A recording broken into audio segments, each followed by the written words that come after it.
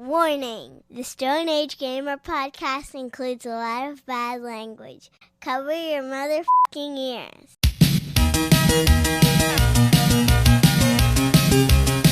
Good evening and welcome to the Stone Age Gamer podcast. I'm Kris Randazzo and joining me tonight is scarier than any Rocky Horror Show, Dan Ryan. I don't know if it's just not very scary. It's weird. It's really not.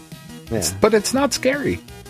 It's Halloween, or at least it will be by the time you hear this. What are we going to do about that? You'll find out. Do you have any good podcast topic ideas? If so, send them quick because the Stone Age Gamer podcast starts now.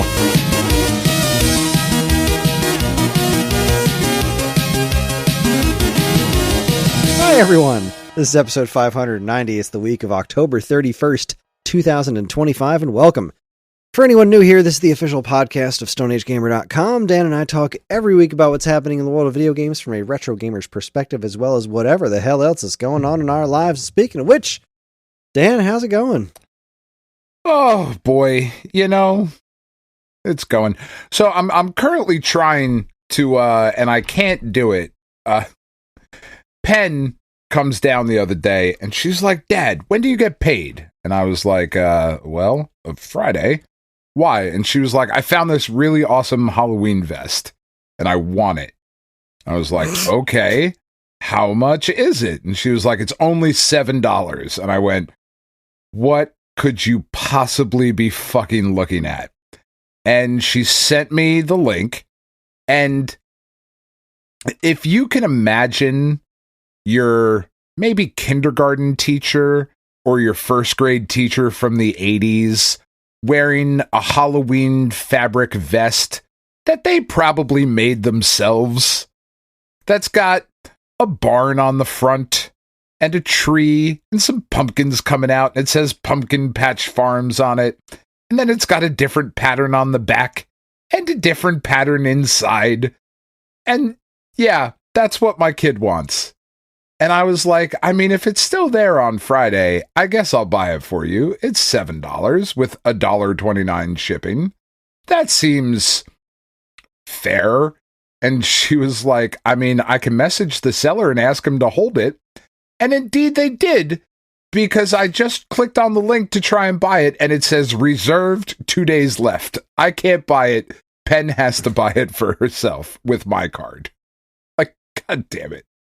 A sub $10 vest is nothing to shake a stick I mean, at. it's not. Can I get the link? So, I mean, I'm going to take... You can't have the link. I'm trying to buy this for my kid, man. I just want to see the picture. I'm not going to buy it. I currently have my phone up, and I'm taking a picture, and I am just going to post it in the SAG Discord with no context. Without comment. With zero context or comment. Okay. It is now posted. So there it is. Everybody, boy. Right? Like a 60-year-old in 1984 would have worn to their kindergarten classroom. Or not even sure. Like a 70-year-old. It's horrendous. I mean, we have our episode art. That's definitely going to be the episode art now. So I was going to try and do that while we were talking, and now I got to message my kid that I can't buy it because she reserved it. Fantastic. But I will go up and buy it later.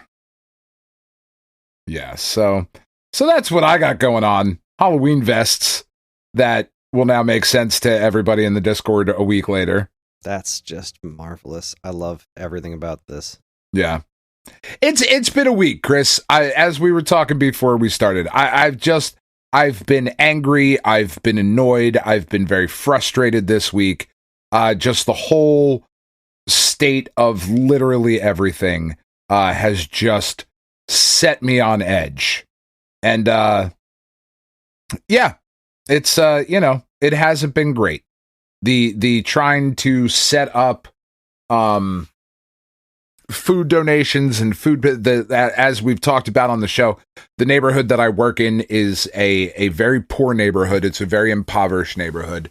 And if things continue to go the way that they are, then a lot of the people in the neighborhood in which I work are going to be hit very, very hard by the continued government shutdown. A lot of them are on SNAP benefits and all of those things. They are going to be hungry. So through the place that I work, trying to set up like a neighborhood food pantry type thing where people can just come get food. Like they don't have to be associated with our business. They can, it's just, if you need food, come get food. Like trying to go through the logistics of setting that kind of thing up. Tiff is setting one up through her job, because often when we find ourselves in these kinds of situations, people have to make a choice. Do I feed my family or do I feed my pets? And guess who never gets picked? The fucking pets. Right? No, fuck the families. 100%. They are Michael Jordan pricks. once said, fuck them kids. Fuck them kids. $100. No, so like Tiff is setting up like a food drive at her office where if you're not a client of our vet, but your cat needs food, like come get some fucking food, like just trying to help and be out. And it's just a very frustrating week. 'Tis indeed. Yeah. So. Karen was furloughed. We think she's going to be again. So like her contract was funded through the end of October. Right. And I think what we think happened was they don't know how to look at a calendar. Well, the company was just like, well, we could have this money if we tell everyone to stop working. So we're going to just nip this in the bud now. And then we have money. And then they were like, oh no, how do we finish the projects that we're currently working on with no people?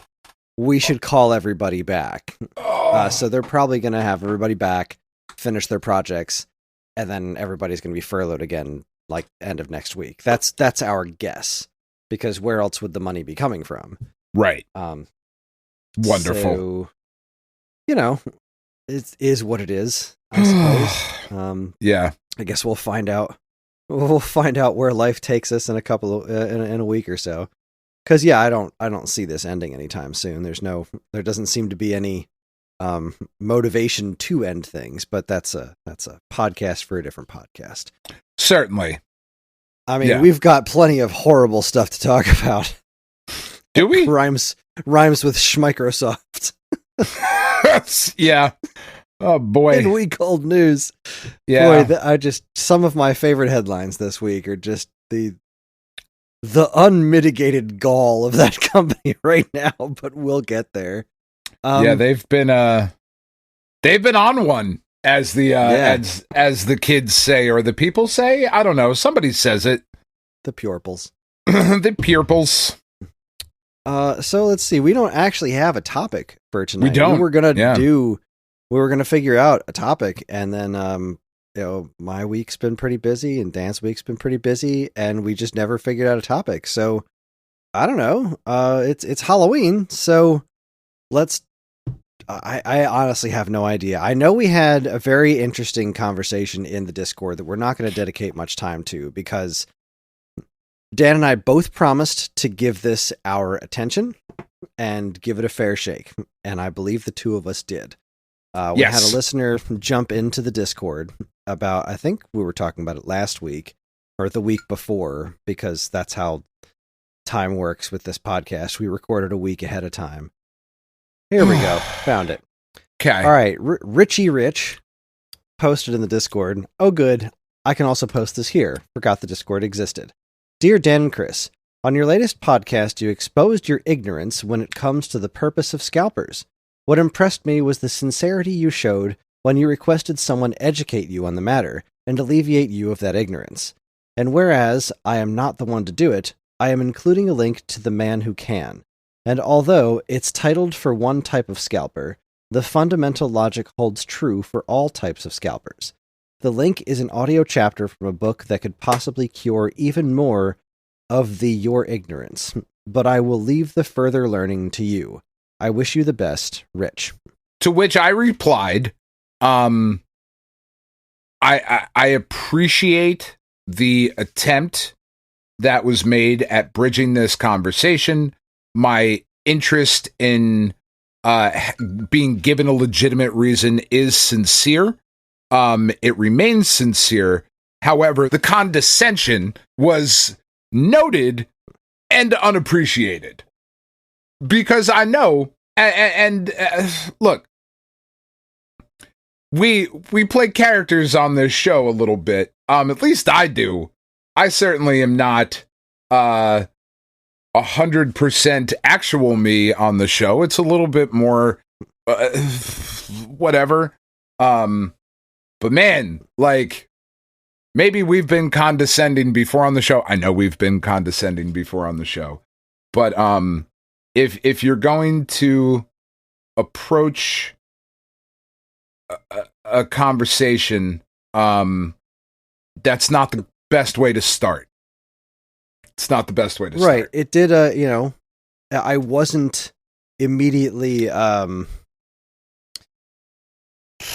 let's see, I wasn't immediately like, okay, but I did, took a step back and approached it with an open mind. I responded, thanks for sending this.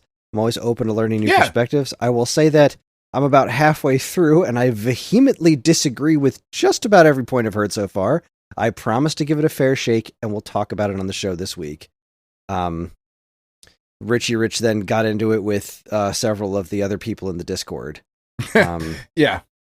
And then we learned about the Walter Block person that we were listening to, and any real sense of credibility kind of went out the window rather quickly once we learned a bit more about who this person is and why he believes the things that he does. This was a week ago at this point. I don't remember every point that he made, but I remember the entire thing sounding like high school debate team level of intelligence.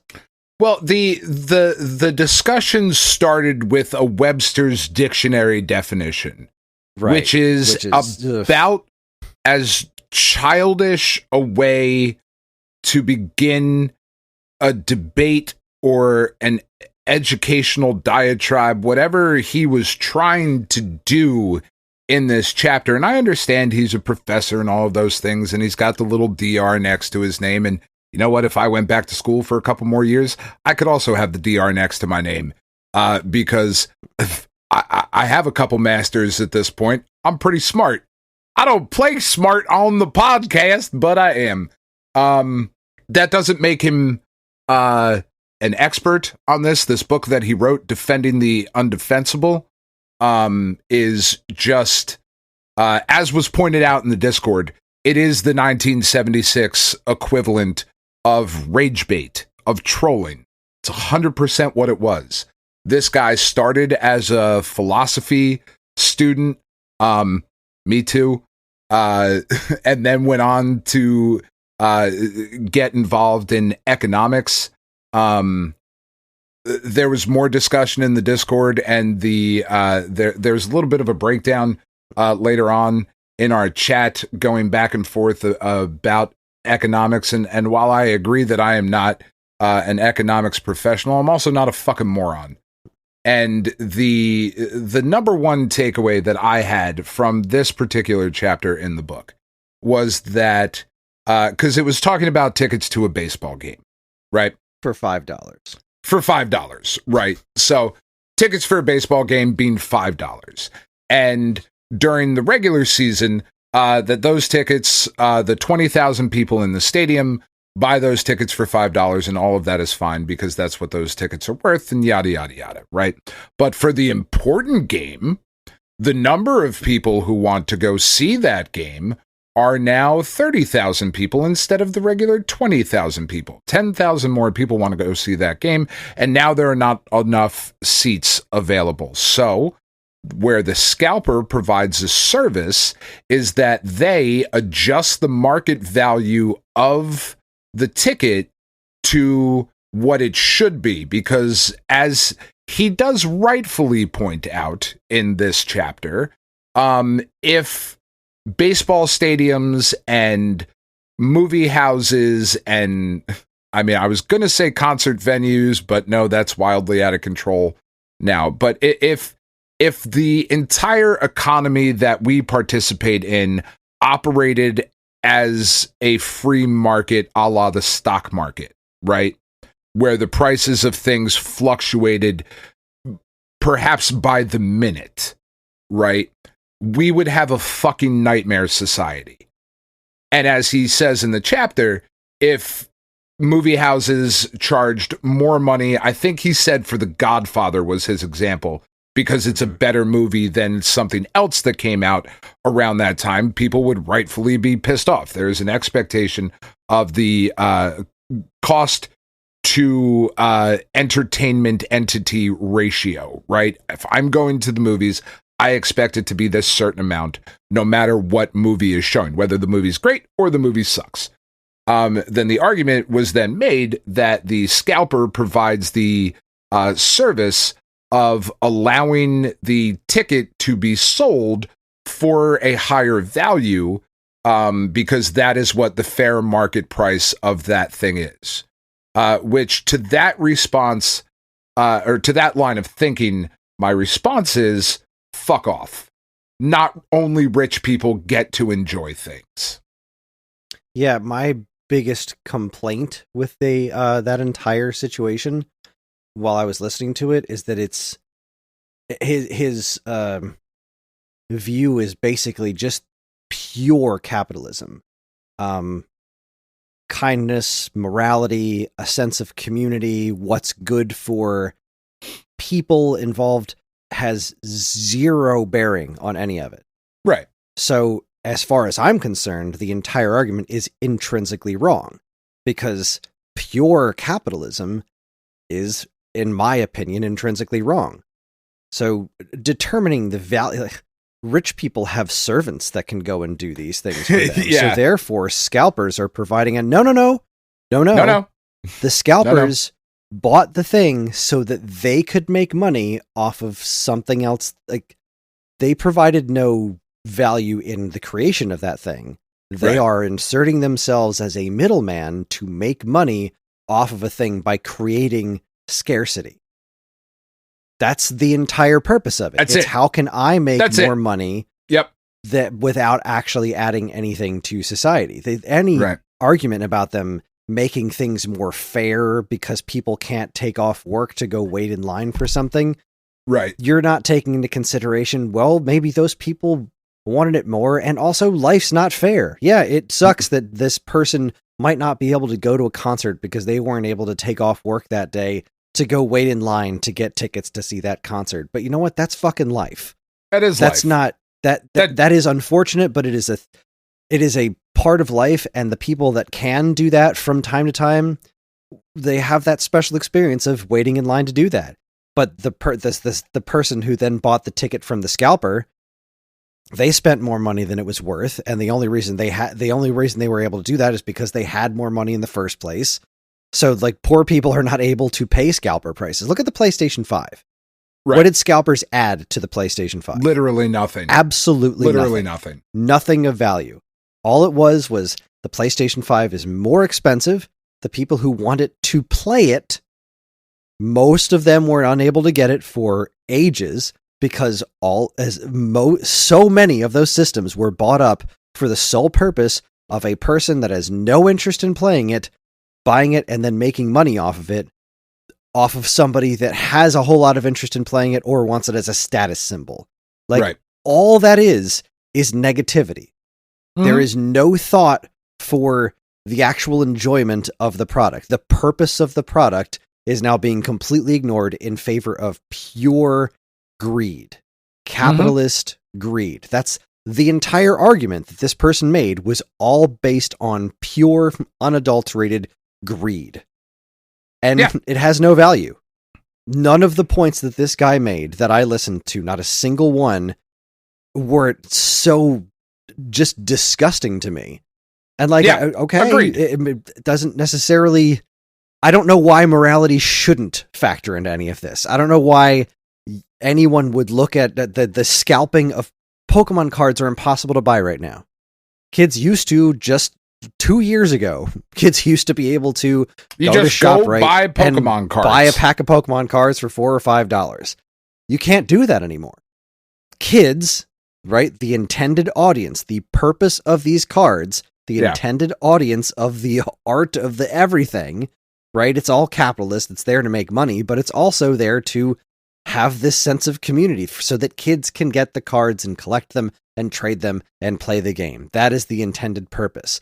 But now, no one can buy those cards because the scalpers have cut everything off right at the knees. Now they get all the cards, and the only way to get new packs of Pokemon cards is to pay 3-4 times the market value. Right. The intended value, the manufacturer's suggested retail price, not specifically market value, because fuck off with your market value nonsense. Right. The manufacturer sets a suggested retail price. And if somebody wants to charge more for that, that's their prerogative. But generally speaking, the unspoken rule around all of this is you want to try to sell this for that price because that's a fair price for it. And the point is that a kid should be able to spend their money to get a pack of fuckmothering cards.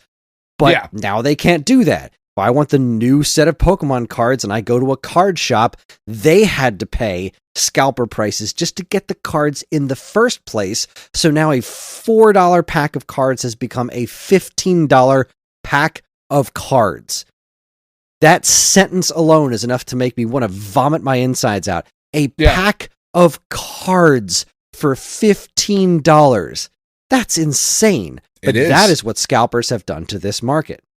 There's this general sense, and not to get overly political, but there's a general sense in many things in our society right now of like, there was kind of an unspoken rule of like, no, this isn't technically illegal, but you don't do this because it's wrong, right? Like, right. We're just not gonna do it.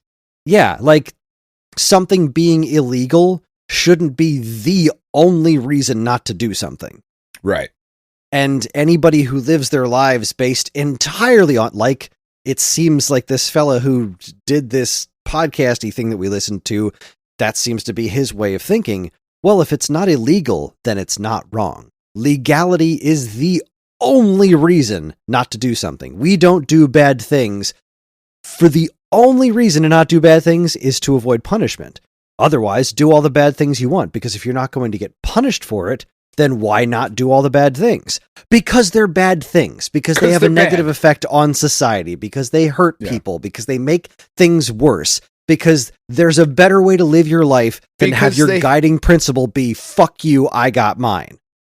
And that's what this guy's guiding principle is. Because they take joy away from children. And Walter Block, the author of this... Walter Block. Yeah, the author of this book, and he is a professor, as we said. He is a libertarian. He is an anarcho-capitalist. And where I lost the patience to really put any stock into what this guy has to say is he is of the belief that because animals cannot ask for rights and cannot promise to not infringe upon someone else's rights, that they inherently do not have any, which makes, in his mind, the torturing of animals, if they're your own property, because that is part of and I'm not claiming to be an expert on libertarian policy or politics. I am not. One of the things that I do know about it, though, is that the respect for property rights is paramount to their guiding principles, right? And if it's my property, I can do whatever the fuck I want with it. And you can't tell me what to do with it because it is mine. And they believe then, some, like Mr. Block, believe that because animals are property, and they don't have any rights, that if a person wanted to, and he does go on to say in other articles, because unlike this thing that he wrote that cited no sources or referenced any other scholarly work to back up his point, I did go do further research on this. And while he does go on to say that torturing animals and those sorts of things are wrong, and he does not believe that they should be done, he also does not believe that he can tell somebody that they can't do that because those animals are their property and they don't have any rights.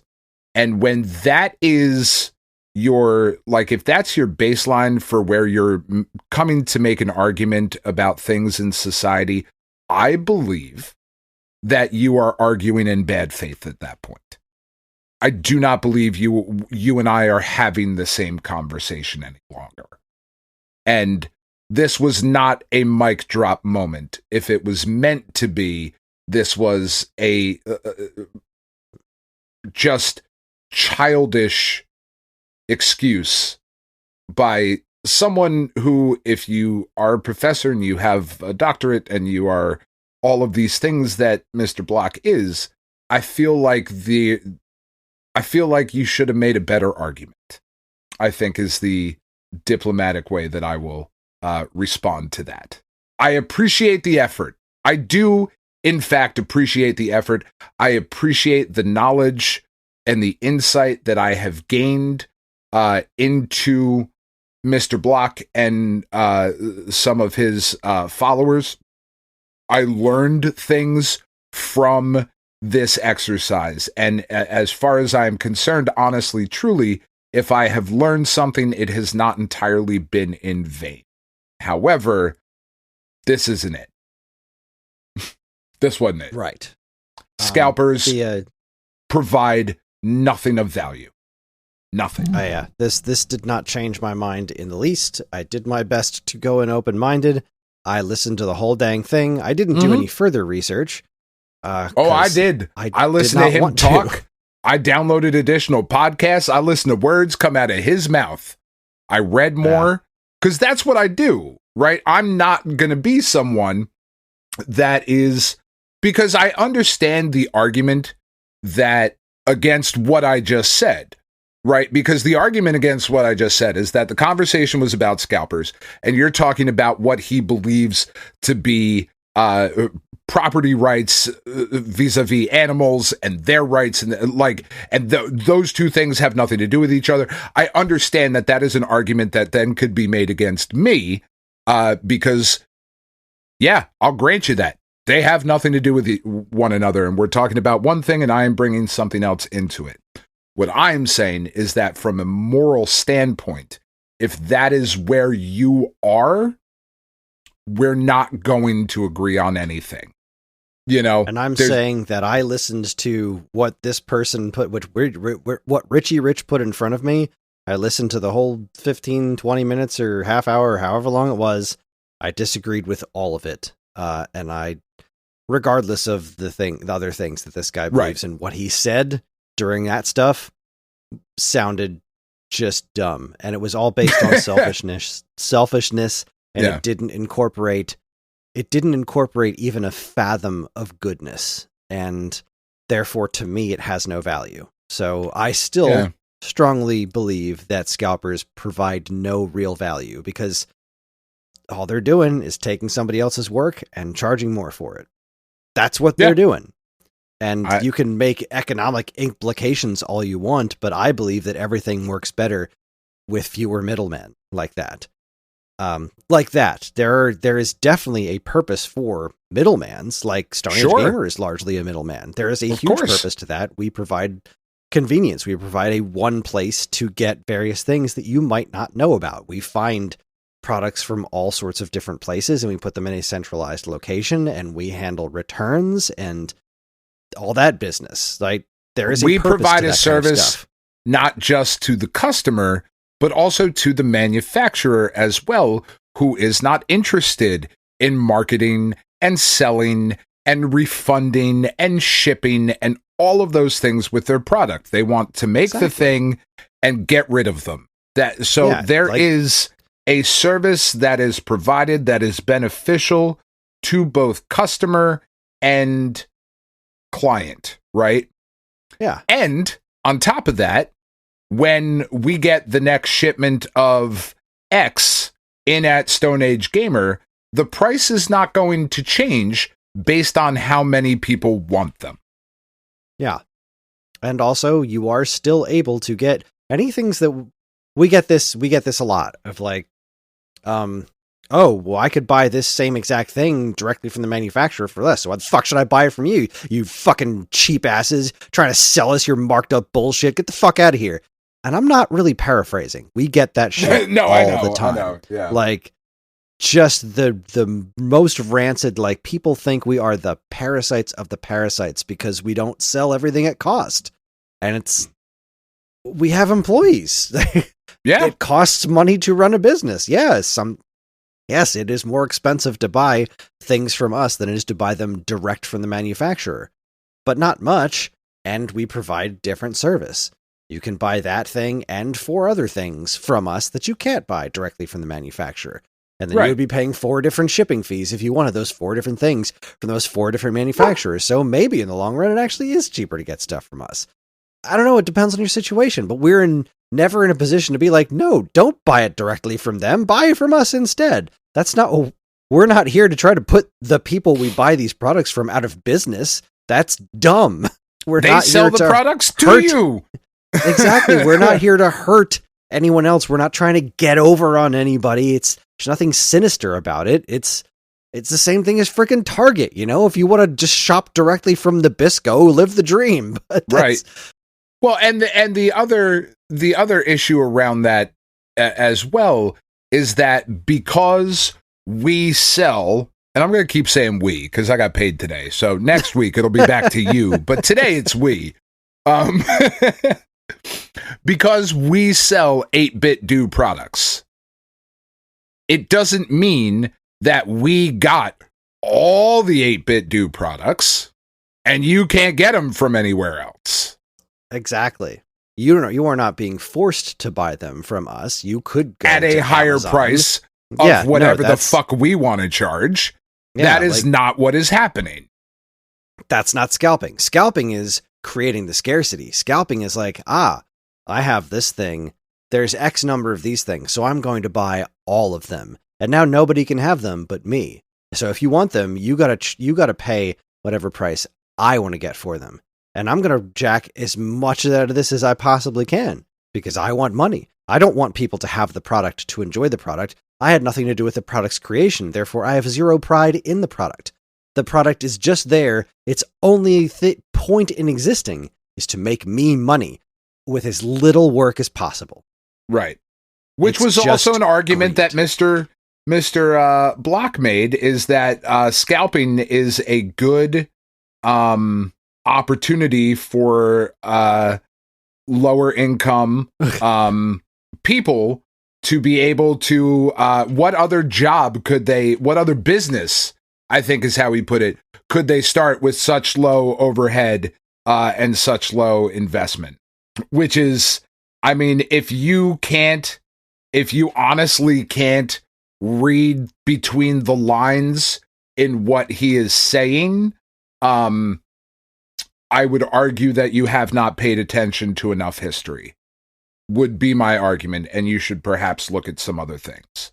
Anyway, that's more than enough time to spend on this subject, I think. Yeah. Rich, we did it. We gave you the benefit of the doubt, and we've given you your time, and I do appreciate you putting forth the effort, but I do not feel that my ignorance has been alleviated. I don't believe that I'm ignorant on this subject. And yeah. But that's it. That's I mean, look, thing. Everything you need to know about where the scalping market is right now is the fact that Ticketmaster, who controls and sets these outrageous prices for concerts, has a direct partnership with StubHub, a resale marketplace. Hello? Like, what are we doing? Like, how is this an argument that anyone tries to? It just doesn't make much sense to me. And I am very proud of us, Kris, because if we would have recorded this podcast on Tuesday, I believe which is when all of this came back, we might have got a talking to from Ryan. But here we are. It's Halloween. It's 8/21. We've got a decent amount of week-old news. I don't have a lot to talk about in the checkpoint. So, I mean, what can we really talk about? So, I think what I would like to broach good word. is, thank you, is I have a hard time playing scary games. What is art? What is why? I would like to broach the topic of why. And more particularly, Kris, what is your why? Why do you do this? Why do you no? I have a hard time with the idea of scary video games. And when I try to think back to games that legitimately scared me, really, there's not much, right? There are a couple things that stand out. The first time the zombie dog jumps through the window in Resident Evil, that was a jump scare. Was I scared, quote unquote? No, but you were startled. It was a very effective jump scare, right? And there are certain things of the first Fatal Frame that I found scary because there's a very unnatural kind of thing to it. But in general, I have a hard time being scared by a thing that I am doing, right? Like, does that make sense? Like, I'm controlling the character here. I don't have to go in that room. I'm just not gonna, like, I'm doing the thing. So I have a hard time being scared by video games. And I suppose the question that I'm asking is, what kind of things do we think could be done to make these things legitimately scary? Or am I in the minority here, where people do get legitimately scared by a video game? I'm just curious as to your opinion on that, as somebody who does not like scary things. That is not an entertainment medium that you really search out, right? Like you haven't watched all the Nightmare on Elm Streets and Friday the 13th and Halloween. Like that wasn't your jam growing up. So no, not so much. I don't really like being scared more than anything. It's not that I don't like being scared. It's that I hate jump scares. I hate being startled. Okay. It is one of my most hated things is jump scares. I despise being startled. So which is one of the reasons that I've typically avoided that kind of stuff. Right. I don't find those things particularly scary per se. Unsettling imagery, things like that are what scares me. But I think to the point that you were making about scary video games is, I guess it really all just depends on how you experience them. When you're talking about, I guess, older stuff, it's harder to. Well, it really depends on the what's the word that I'm looking for? Not the environment, the overall experience. Like, I remember we did the Petathon one year, and Jengus played through the was it Jengus or was somebody else playing through the PT demo? Yeah, and I was like, yeah, that's scary, because it's not scary because, like you said, you're in control. Well, don't go in that room. Right. Well, if you're not going in that room, then you're not playing the game. Right. You do. I recognize that you do have to go in that room at some point. The thing that makes games, I think, and what can make games scarier in the first place is that you are in control. It's not like you're watching somebody do this thing and you're just sitting there like, don't do that thing. Please don't do that thing. Don't go in that room. There's a friggin' axe murderer over there. But like, right. I know the axe murderer is in there. Yeah. You are this person. You are in control, and so therefore you have the objective. Like, well, I know that there's probably somebody in there. There's something's going to happen in that room that's going to be dangerous, that's going to cause me harm, and it's going to scare me. But I also know that I need to do this because I have to save this person, or because it's my only way out, or because there's something potentially worse behind me. So I need to go this way to try to get away from, to get myself out of worse danger, kind of a thing. Like the fact that you are in control in these video games, that you are the person that is making your character move these things, and you have kind of put yourself as a surrogate in those situations. You care about your in-game character's well-being. That's what can make that kind of stuff scary. Like, you don't want bad things to happen. I'm reminded of that Tomb Raider reboot where Lara Croft would consistently die just unfathomably grisly deaths. Yeah, it was bad. And, like, I didn't want it to happen to her. You don't want it to happen. Yeah. Exactly. Like, when you're playing something like stabbed. Shit. When you're playing Mortal Kombat, that's one thing. But when you're playing something like that, when you're playing a game and you're genuinely rooting for the protagonist, like, you know, when you're playing a horror game and the protagonist is a piece of shit or someone really annoying and you die, it's just like, well, that's not so bad. Fuck 'em. But when you're playing a game and, like, you're playing as a pretty cool character, or somebody interesting, or just generally something you care about, that's a different, that's a horse of a different color. You don't want that character to die. You don't want that character to experience something bad. Right. And it's, even to a way lesser extent, that's why I always choose the nice things to say in video games. Like, I'm never the asshole in video games when I have the choice of being like, yes, I'll help you, or go jump in a lake. I always choose the nice thing, just because I just want to be nice. I have no desire to not be. And I don't want to be mean to even these fictional characters, which doesn't make a whole lot of sense, but it is what it is. It's part of who I am. I think that's a strong point to make, specifically about the narrative, right? And I think that's probably the issue I have with so many of, like, I love horror games, like, because I love video games, right? I certainly have my preferences, because I like Sony so much. I apparently like third-person action games. That's story-driven third-person action games. That's my thing. But even something like The Last of Us, right, which is a good game that I still haven't finished, I wouldn't go so far as to call that a horror game, because that's not the point of it, right? And the storytelling is so strong. It's really more of like a relationship story and all of that. And I think that's probably the thing that I find lacking in so many horror titles, is the narrative in and of itself is generally pretty weak. Right? It's through either the script or the master of unlocking. Like, the voice acting takes it down a peg or two.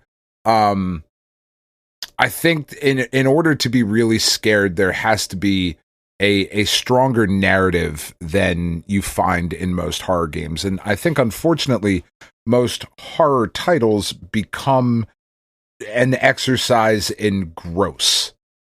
How gross can we make this? Right? And the story is often kind of fallen by the wayside.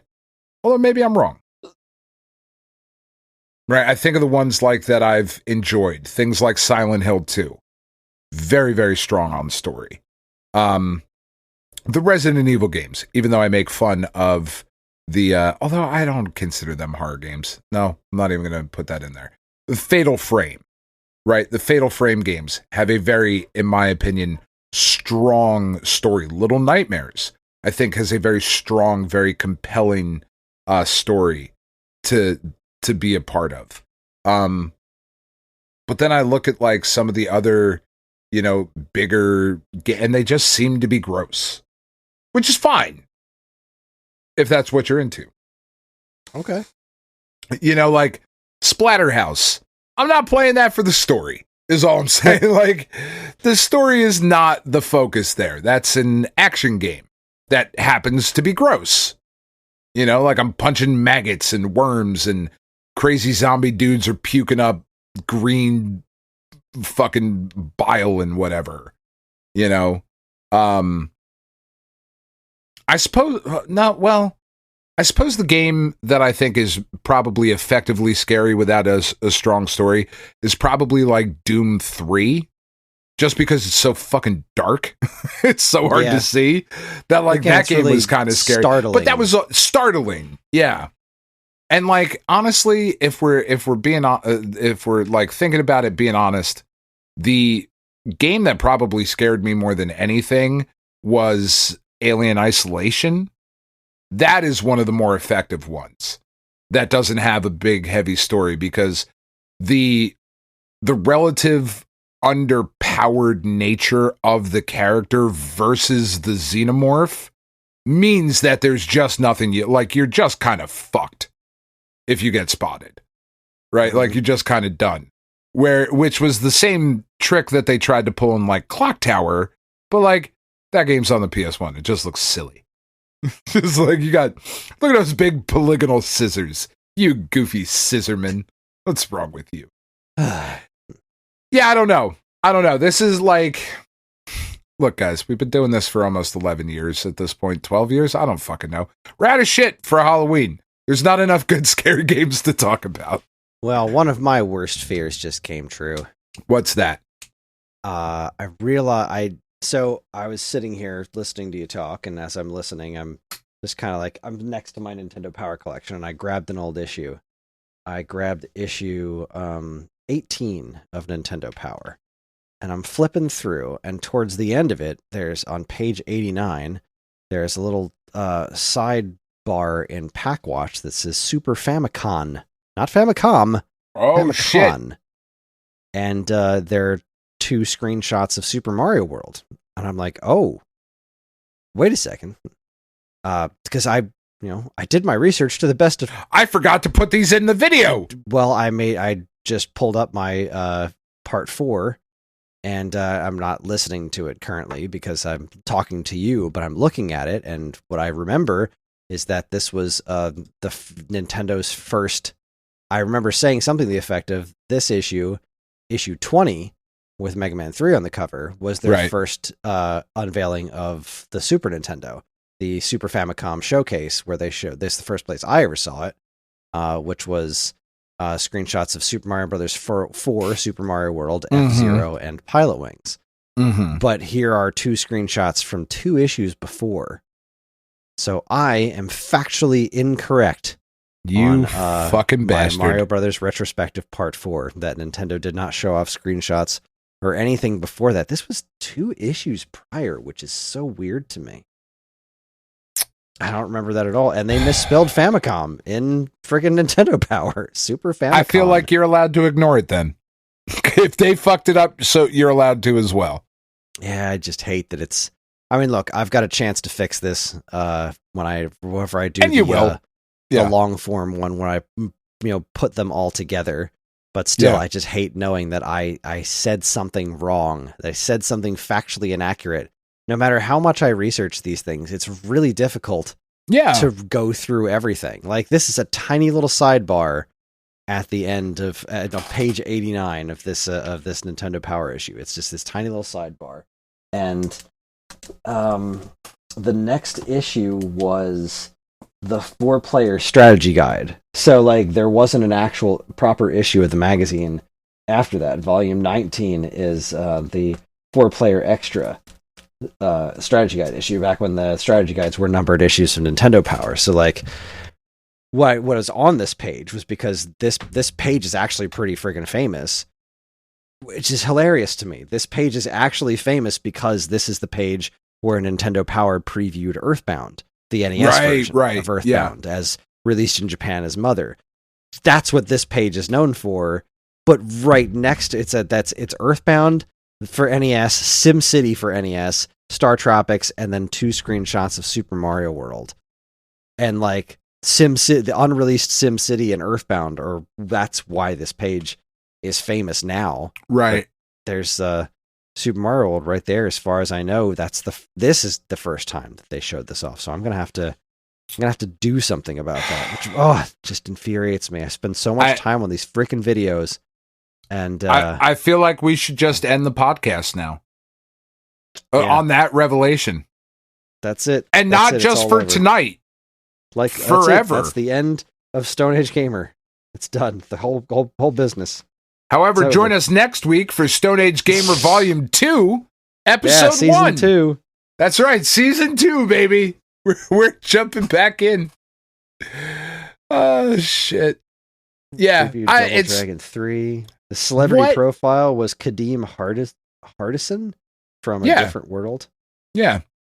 The guy with the flip-up sunglasses. Played Roger. Was that the character's name on A Different World? Remember. I think it was Roger. I've seen that show since I was a kid. I just remember that dude had flip-up sunglasses, and I thought those were the coolest things in the world. Like, you could have sunglasses on just by flipping these things down. Flipping them up, flipping them down. This is ridiculous. This is amazing. It's a trans-fucking-former. Is there any, and this will be the last horror-related question I ask, and then we can take a break, I guess. Is there any property that you think would make a good horror game that doesn't already exist? How do you mean? Like a movie, a TV show, or a video game? Movie, TV show, character. That would make a good horror game? Yes, that would be fitting in a horror game. That, like, maybe that's where that, like, I'm thinking like Ghost Rider. Does Ghost Rider need to be a horror game to be a good game? Right. I just saw my Ghost Rider Marvel Legend out of the corner of my eyes. I don't know that any game. I mean, it could be a game where you're trying to escape the wrath of Ghost Rider, but Ghost Rider is quite the power fantasy. So right. I don't know that being somebody so empowered as Ghost Rider could make for a good horror game, because what could be scary about being Ghost Rider except for the actual act of your face melting off the fucking pen and stare. Yeah. I'm putting you on the spot. Is there a good board game Mousetrap? Imagine being a small mouse with those, turn the crank, snap the plank. That would be fucking horrific. I don't know. I mean, the thing that comes to mind, that the property that has scared me, like unsettled me more than anything else, has always been The Legend of Zelda. There was so much in Zelda 2 that was so very unsettling, especially to little kid me. Yeah. There's just something about the way that game sounds and the monster designs that was very, very unsettling. Like when you get to that ruined town and the music is weirdly somber. There's a lot of shrill, like trills going on in the music. There's invisible eyeball monsters that are just constantly hitting you while this weird, sad music is playing. And gravestones everywhere, just unmarked graves. There's a lot of unknowables and stuff that's just generally unsettling about, and they're in this world that's not always unsettling. Like there is a colorful nature to a lot of this stuff. So when things get really weird and kind of dark and really uncomfortable, I think of things in Majora's Mask, for example, where there's just characters that exist in this state of discomfort that is almost played for laughs, but is also, if you think about it for more than a second, really unnerving. The Skulltula guy that's like half transformed into a Skulltula.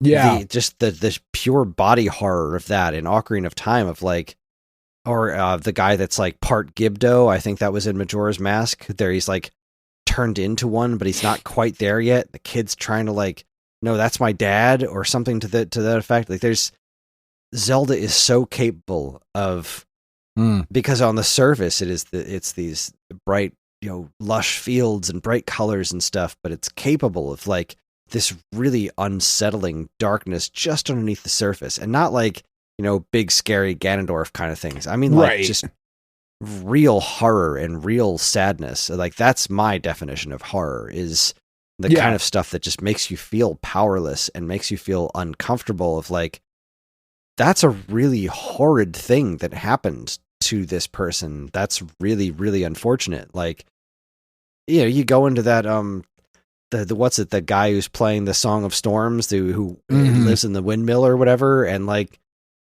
if you just try to think about what that guy's life actually is for more than a couple of seconds, like, yeah, it's pretty fucking terrible. Okay, but who is why is he doing this? Yeah. And why is he so upset? Who's the mask salesman? Like, what is going on there? Like, everything about God, Majora's Mask of the Skull Kid just being this horrid monster just because he's a lonely kid and he doesn't know any better. But this evil mask basically amplifies all of his negative traits and becomes a world-ending just magnet of destruction in that horrible, horrible face on that moon. The art direction on that is so unsettling. Like, not just like, ew, that's creepy, but like, man, when you really look at it, what is the expression on that face that is on that moon? Like, even in the creepy, blocky N64 graphics, there is a very specific and intentional look on that face of disgust and horror and anger, and it's just this personification of pure hate and rage coming down to destroy everything beautiful. Because Majora's Mask is ultimately a story about it's a story about like the connection and kindness of people, right? Like, what makes Majora's... I hate that game. I hate Majora's Mask. I don't think it's fun. But the things that it does right, especially in its narrative, and as horrible as these character designs are, is there's so much, family and togetherness, and it's about healing. It's about, like, there's so much wrong in these areas, and every place that you go to in that game is about solving some sort of, like, problem with a person, or it's about healing something. The whole game's about healing, which is why it's so interesting, even though I just don't think it's very fun. But as you're doing it, like, God, you get that shield that has that horrid face on it, and like you're just running around with this shield looks like someone's face was caught in it, and they're just screaming in pain the entire time, and that face is staring at you because the shield's on your back as this cute little kid running around, but you've got this horrible face just screaming at the screen the entire time while you're running around. Like, Zelda is capable of what I consider just the most unsettling horror because of its nature of being not something that is inherently horrible. There's beauty there. And when you have that contrast of bright, colorful, when you are capable of having that contrast, I think that's what makes it so much more effective. The contrast of light versus dark is what really makes, when you have a horror thing, like you have Castlevania and it's just spooky. Like when you have spooky. Like Resident Evil is just, it's a horror thing, right? Because it's all darkness. But like, when I think about the things that are effective, God, I think of the anime show Trigun, right?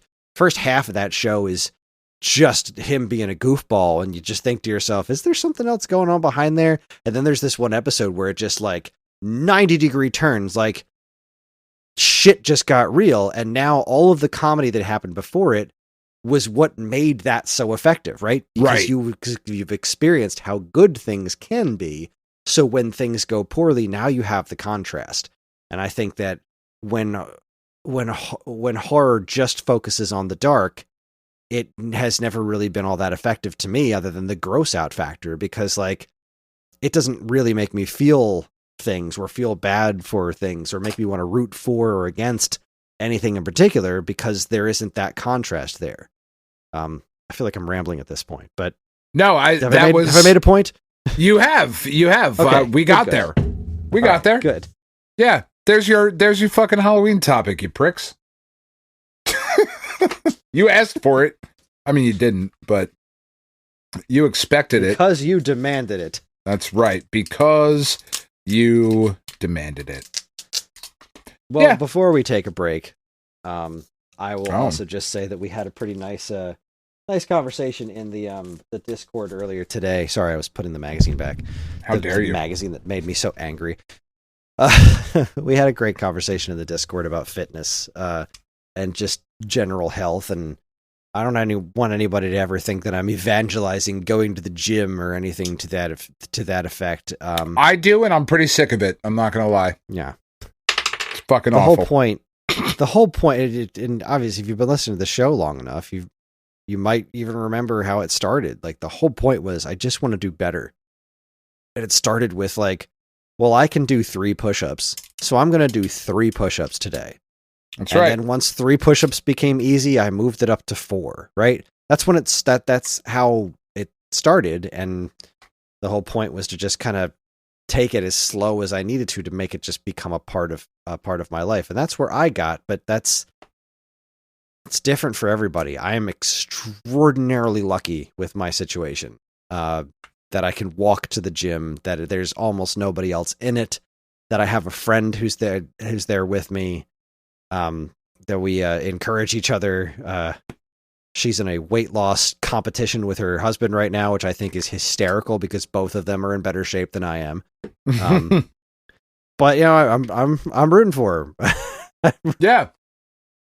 And I have that support structure of somebody to help convince me to exercise. And when she's not around, it's harder for me to go to the gym in the morning because, like, I have her to be accountable to, you know, and she has me to be accountable to. Like, she's your not going to be there. buddy. Yeah. When she's not going to be there, she texts me. She's like, I'm not going to make it today. And I'm like, fuck you. You are going to make it today. How whether dare I'm you, here or not. bitch. Get your ass out of bed. And, you know, unless she has a good excuse, I'm going to call her out on it. And I expect her to do the same to me. But anyway, the point being that whatever you do, just try to do better than you did yesterday. That's the bottom line of any and all of it. Just try to do better than you did yesterday. And if we're going for better, not perfect. Yeah. I'm never going to be a fucking bodybuilder. Like, I'm never going to look half as good as most of the people that come into the gym. There was a new guy that showed up in the gym this week, and he was very handsome. I haven't seen him since, but he was there one day, and I was like, holy shit, that is a handsome young fella. Do you think he came in and he was like, ugh, uggos, and like walked back out, and that's why he hasn't been back? I assume that's what happens to most people. Like, I feel like most people come into the gym, and when I show up, they're just like, wow. Gross. Okay, well, I'm going to go check out Attilas now. If this is the type of fucking piece of shit that establishes or that visits your establishment. Look, if I got to exercise near a Cybertruck or this guy, I'm taking a Cybertruck every time. Like, that's what I assume is going through the heads of just about everybody in there. No, there's like 4 or 5 other people in the gym at like 6 o'clock in the morning, and they're all just because it's a fucking asshole hour to be up. Yeah, well, it's when else can I do it? I know. That's the only time that I can break away and it doesn't affect everything else around me. And that's what works for me. I'm a morning person. I have been doing, I've just been counting calories. That's what I've been focusing on this month, because when I got finished with the chemo, I think I was talking about this a couple weeks ago, right? I got finished with the chemo and I had lost a bunch of weight and was down to being, like 215, somewhere around there. And over the course of the last several months, I've put back on about 40 pounds, which is kind of like where my doctors wanted me to be. But that also meant I'm at like 250. And like, fuck that noise. That's just a lot. You know what I mean? Because that's got, like, I've always been a heavy dude. I wear it well, unfortunately. I was gonna for say, me, you wear it way better than I do. Yeah, like, you're and just that, a sexy bitch. Thank you, and I do appreciate it. But it's unfortunate. You know what I mean? Like, I've always been, I'm thick, right? I have the dad bod, and like, I don't look like a fat bitch, and as weird as it sounds, man, like, I sometimes wish I did. Because I feel like that'd be easier to identify the issue. You know what I mean? But like, when I'm talking to my oncologist, I'm like, dude, I've put like all this weight back on. He's like, you really don't look like it. I'm like, you're the fucking doctor. You're not supposed to say that shit to me. Like, don't fucking say it looks fine. Like, because it's not. I'm overweight. It's unhealthy. You know, so I was like, fuck it. I'm counting calories. You know, like, my hands are still fucked up. My feet are still fucked up. Like, exercising, lifting weights, I'm very limited in what I can do right now. I was like, but you know, what I can do is I can count calories for now. And I've set a goal of like 1,800 calories per day to be like in a somewhat calorie deficit. Average humans, you know, adult human, you're supposed to be around 2,000 calories a day. Let me shoot for like 1,800. And most days, because I am tracking it with an app, most days I end up being under that. And I'm down like 4 or 5 pounds in these like last 24 something days. Because I started October 1st. So these last 24 days, I'm down like 4 or 5 pounds without exercise, you know, and also like without really diet. Like, I wouldn't go so far as to say that like I can still eat anything, and I still am eating anything, but it's like I've got 1,800 calories to play with today. So if I want to have 2 peanut butter cups at the end of the day, well, that's 200 calories. So I'm down to 1,600 now, you know, like, and where it's really about like where are you putting your value in. And as I'm feeling a little bit better and getting used to this, then it's like, all right, I also signed up and I spent the fucking money on it. So I'm going to start it eventually. And I'm probably not going to talk about it until I'm feeling good about it. But the type of idiot that I am, I'm like, you know what? If I spend the money on DDP yoga, then I'm going to fucking do it. So I spent the money on the DDP yoga app. And I've got it for a little while, and I'm going to start doing that and really just try to take it a step at a time, right? And like you've been saying, and like we've been saying this whole time, right? Like, something is better than nothing, right? So I'm going to work on the calorie restriction's a harsh word, but watching the calories first. And then I'll add the like stretching and the light warm up, because the thing I'm having a hard time with is like, giving myself the grace of like, hey, you still had cancer this year. Like, we're not talking about something that happened years ago. You know what I mean? Like, as of this year, I was still getting chemo. So, you know, trying to just give myself that grace to be like, all right, it's fine that I can't get up and run a marathon today. I mean, I fucking couldn't do it beforehand either, but not the point. You know, so just trying to go step at a time, and we're going for better, not perfect, you know? Yeah. Well, so my gym anniversary is November 20th. That'll be my 1 year of going to the gym. That's awesome. Yeah. That's awesome. Coming up. All right. And with that, take ourselves I'm going to go buy a break. shitty vest for my kid. Be right back. Do that. When we come back, Dan will be the proud owner of a shitty vest, and we'll talk about week-old news. You're listening to the Stone Age Gamer podcast from geekade.com. Stick around.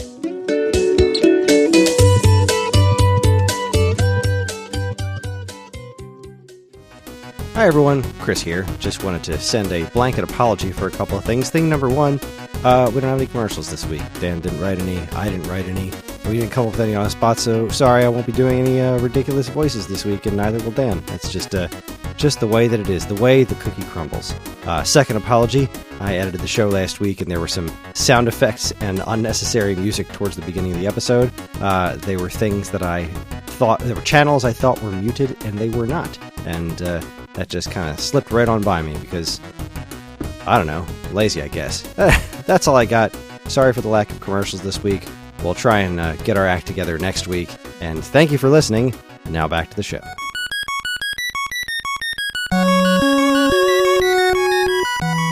All right, everybody. It appears that we're back. Are we back? Yeah, we're back. Yeah, and I think front. we're back. Yeah, back, front. From the front. Back to the back. again. Guess who's back? Tell a friend. Guess who's And with back? that, it's time for my favorite segment, your favorite segment, everyone's favorite segment. Strap yourselves in for Week Old News. Welcome to Week Old News, where we talk about all the news that was new a week ago. I'm going to go first this time. Oh, okay. Why not? I'm going to go No. first. Do it. I love going first. Rock Paper Shotgun reports even more Blizzard workers have voted to unionize, this time around 100 devs who worked on Hearthstone. Good for unions. Is that why you wanted to go first? So no, I say good for unions. I wish I could say that it was, but no, I just did that on the spot. That just happened naturally. I feel good about that. That was indeed something.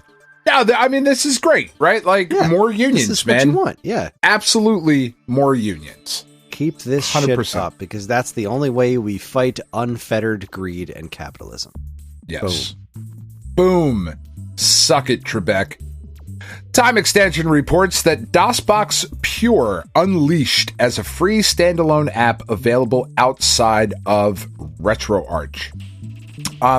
So DOSBox is a as the name implies, MS-DOS emulator that has been very, very popular.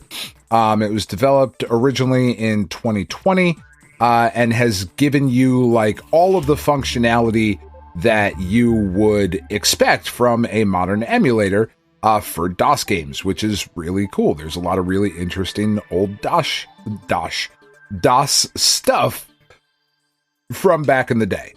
DOSBox Pure DPB. That's not any better. It's not any better at all. Being outside of RetroArch though is really cool. So like if you just want to focus on this, if you want a DOS machine, that it gives you just another tool to do fun, interesting, creative things with. And I think that's really neat and very cool. I don't disagree with you. Yeah. Speaking of really neat and really cool, Lifehacker reports Steam's calendar view is a convenient and personalized way to track new games. I love this. It's a little calendar, and it's got all the new games coming up on it. And you can put, well, not all of them, because that would be impossible. There's a new Steam game every 14 seconds. Yeah. But you can kind of make your own calendar thing. This is just what I want in life. I want this for my Switch, honestly. This is exactly what I want. That's why I put it in there. That's why I put it in there. Is that why you put it in there? Yes, I knew you would want this kind of thing though, because it's exactly what we've been talking about, and of course, Steam is the first one to do it, right? Like your wish list as a calendar, so I know, oh fuck, I forgot Katamari was coming out today, which indeed I did forget that Katamari was coming out today. I just can't afford it. Yeah, I mean, I bought the monitor instead. So I wasn't gonna, but I had totally forgot until I, was looking for stories and whatnot. And I was like, oh shit, I think that's a really cool thing that Valve is doing, and I hope other companies kind of run with it. As do I. Yeah. So this one, I just kind of threw this on here just to see if it would generate any sort of discussion. We're certainly not going to go through all of them because it's a lot, man. But Nintendo Life has updated and published their top 100. Get to the top of the fucking screen, Mac. Not their top 100. Their 50 best NES games of all time. Right, Nintendo Life is a relatively respected website, and we kind of like what they do and where they kind of land on a lot of these things. So I just thought it would be interesting. I didn't look at this list until now. I did. I've read this before. I didn't even realize you had this in Week Old News. I read this when this went up. Oh, okay. So I follow Nintendo Life. I read a lot of stuff on their site. Yeah, no, I know you do. I don't agree with a lot of it. Well, I guess I don't horribly disagree with it. I do respect that they did the thing that a lot of people don't do, which is every Mega Man game is its own entry, that kind of thing. As well, it should be 6 friggin' Mega Man games, but yeah, so you're going to get a lot of Mega Mans in there. But I think that 2 and 3. sense. are a lot better than 1, 4, 5, and 6. Yeah, but you know, right? there's a lot of little things here. Like, I don't think the Guardian Legend is a better game than Blaster Master. I think the Guardian Legend does a lot of things awesome. Guardian Legend is a fascinating game, but I think Blaster Master is a better game than that is. Mega Man. I don't 6, know if I agree with that. I don't know that I disagree, but I've never thought of it. I wonder. I would have to really have a think about that. Yeah, I mean, they're right next to each other.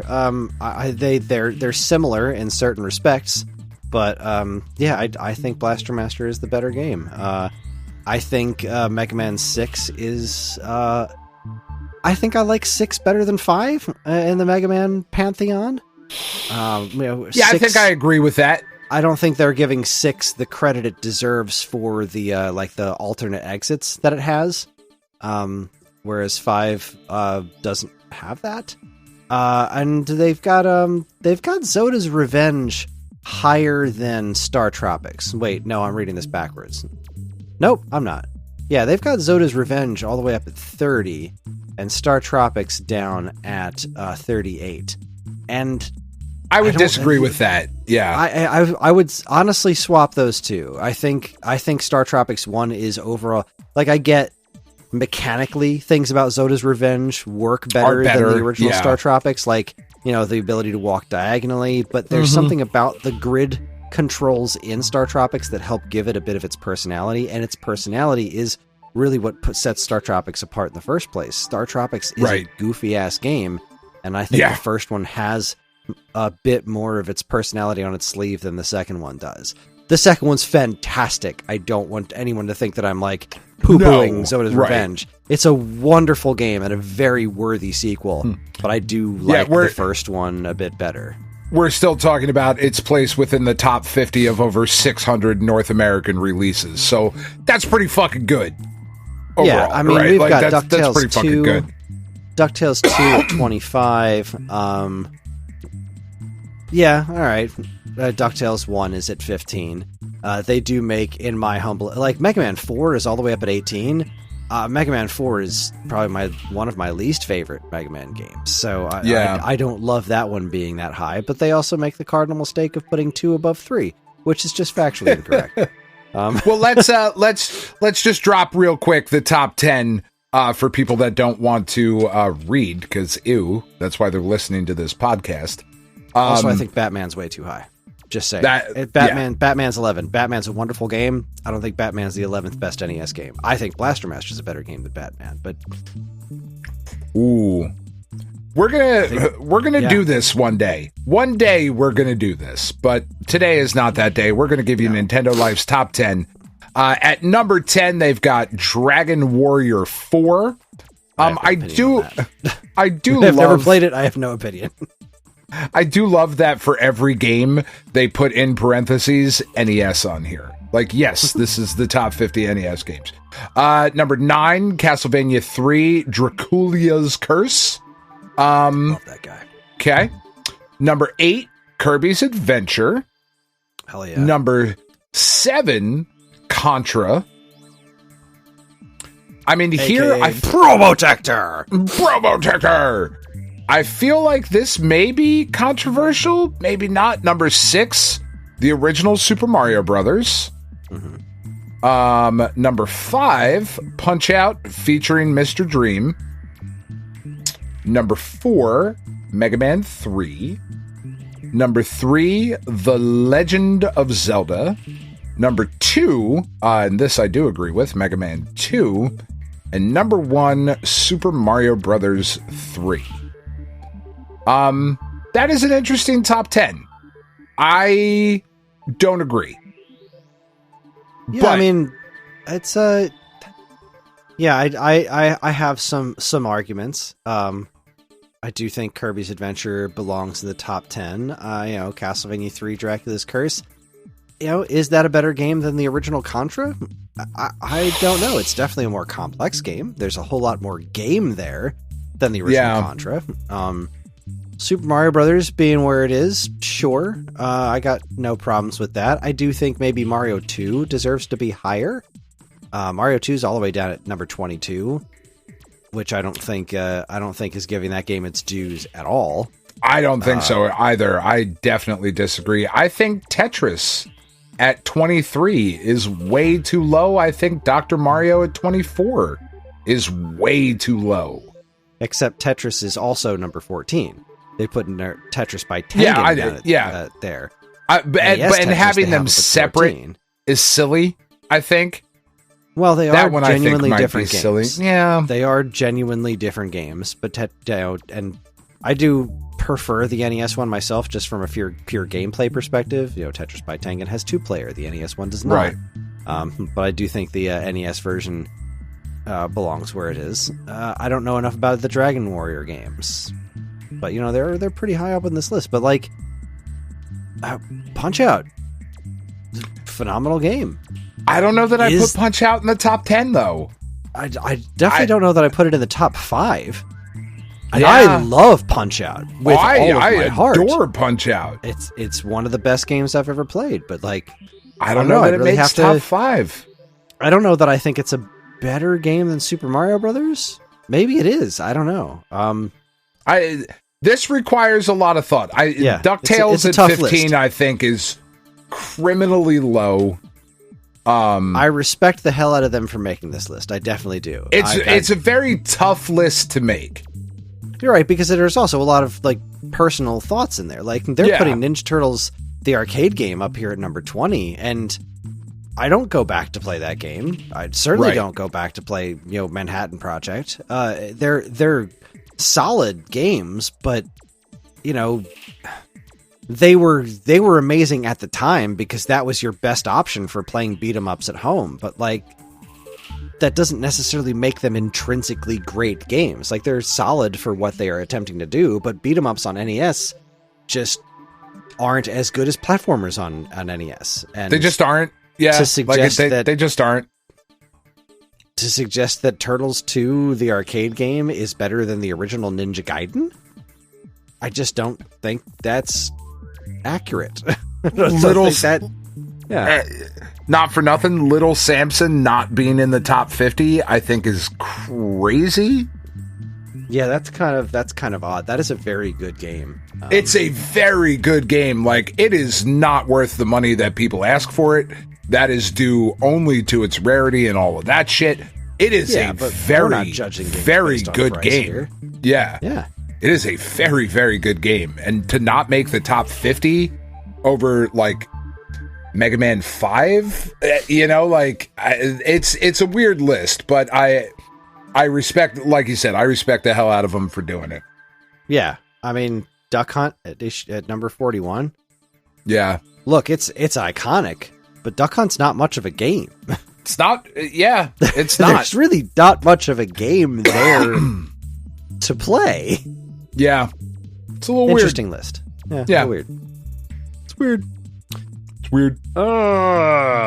Time Extension reports a Japanese exclusive Resident Evil mobile spin-off once considered lost to time has been preserved. This is the second week in a row we've seen the internet salvage a mobile game. What was the Ratchet and Clank one last week or whatever? Yep. I mean, I love that they're finding ways to salvage this stuff, because the mobile phone game market, especially the early stuff, is so wild. It's a fucking crazy situation. There's a whole ass people just official did shit. Horrible Castlevania mobile game. Yeah. It's bad. That's been preserved. It's not good at all. But it is a real ass, a original 2D Castlevania game that was made on mobile phones like way back in the day. And I can't remember the name of it, but you can play it. It exists online because people found a way to salvage it.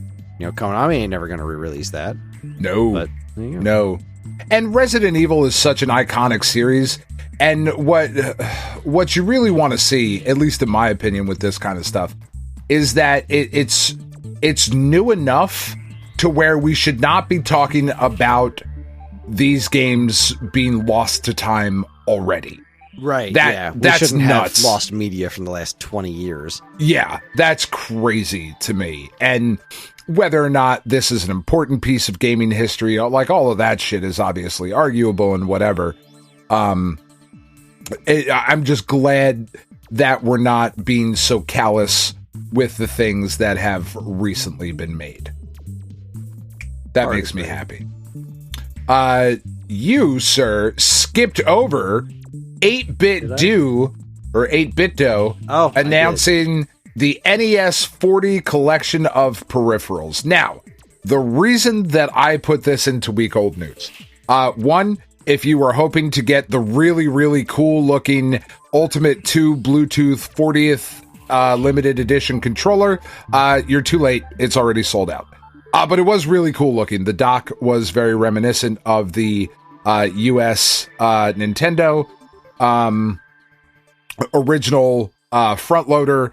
The base looks like the top of it. The controller's black. It's got a bunch of dates on it. Important to it's just a good looking controller. And the Ultimate Bluetooth controller is a very solid controller. They've done really good stuff with that controller. The other limited edition things that you could get, one of them was the Retro Cube 2 Speaker N edition. It's a nice looking little desktop speaker. It's got red buttons as the speaker grills. It's got the Nintendo gray colorway.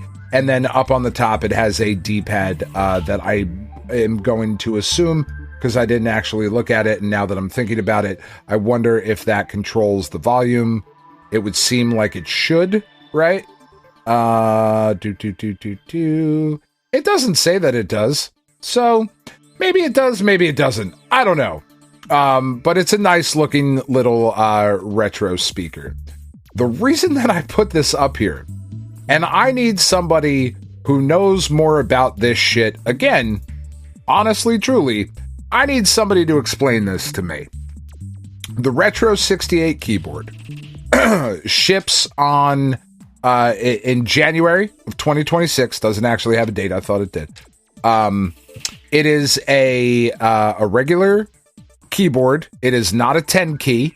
It also comes with the 8-bit B&A big ol' fucking buttons.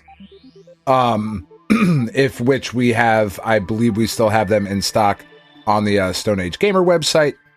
This keyboard is compatible with Windows 10 and above, Android 9.0 and above, so I am automatically out. Now that I have a Mac, that means I can't get one of these. But here are the special features, Chris, and I don't know if you know anything about this, but I'm going to read them, and then I'm going to tell you the price. Okay. 68 keys, Kayla Box Ice Cream Pro Max switches, gasket mounts, hot swappable PCB, full aluminum build, RGB backlight, function key shortcuts, wireless programmable buttons, fast mapping on programmable buttons, no software needed. That's the special features. It's wireless, it's Bluetooth. You can also use it wired. Okay? This thing is $499 fucking dollars. That sounds like a lot of dollars. For a fucking keyboard? Now, I know that there is, a thing about switches. I don't care, because I just, that is just a world that I'm just uninterested in. And I don't say I don't care because that's a superiority, I'm being a dick kind of thing. I don't care because it doesn't interest me. But I know that people do care very much about particular switches and all of that stuff. What I just read makes this thing $500. I really don't know. Okay. If somebody listening does, please let me know, because the 8-Bit Do Retro 87 mechanical keyboard Xbox edition is $80. The original Nintendo colorway, that's not this 40th anniversary edition, is $80. Okay. Also, not for nothing, it is my understanding that it is 8-Bit Do. And I say that because when I went to go visit the Stone Age Gamer store, they had these speakers from there. And when you turn them on, a little voice went, 8-Bit Do. Okay, so it's 8-Bit Do. I always thought it was 8-bit do. I know we've had this conversation on the some people look at it like, before. oh, it's like Nintendo, 8-bit do. Yeah. I don't think it is. Yeah, so 8-bit do. That makes more sense to me. But yeah, so this is a $500 keyboard. That's why I brought it up. I would just like somebody to tell me why the fuck that is $500. I do not have an answer for you, sir. Okay. Because I don't think a rational one exists. Okay, that makes sense.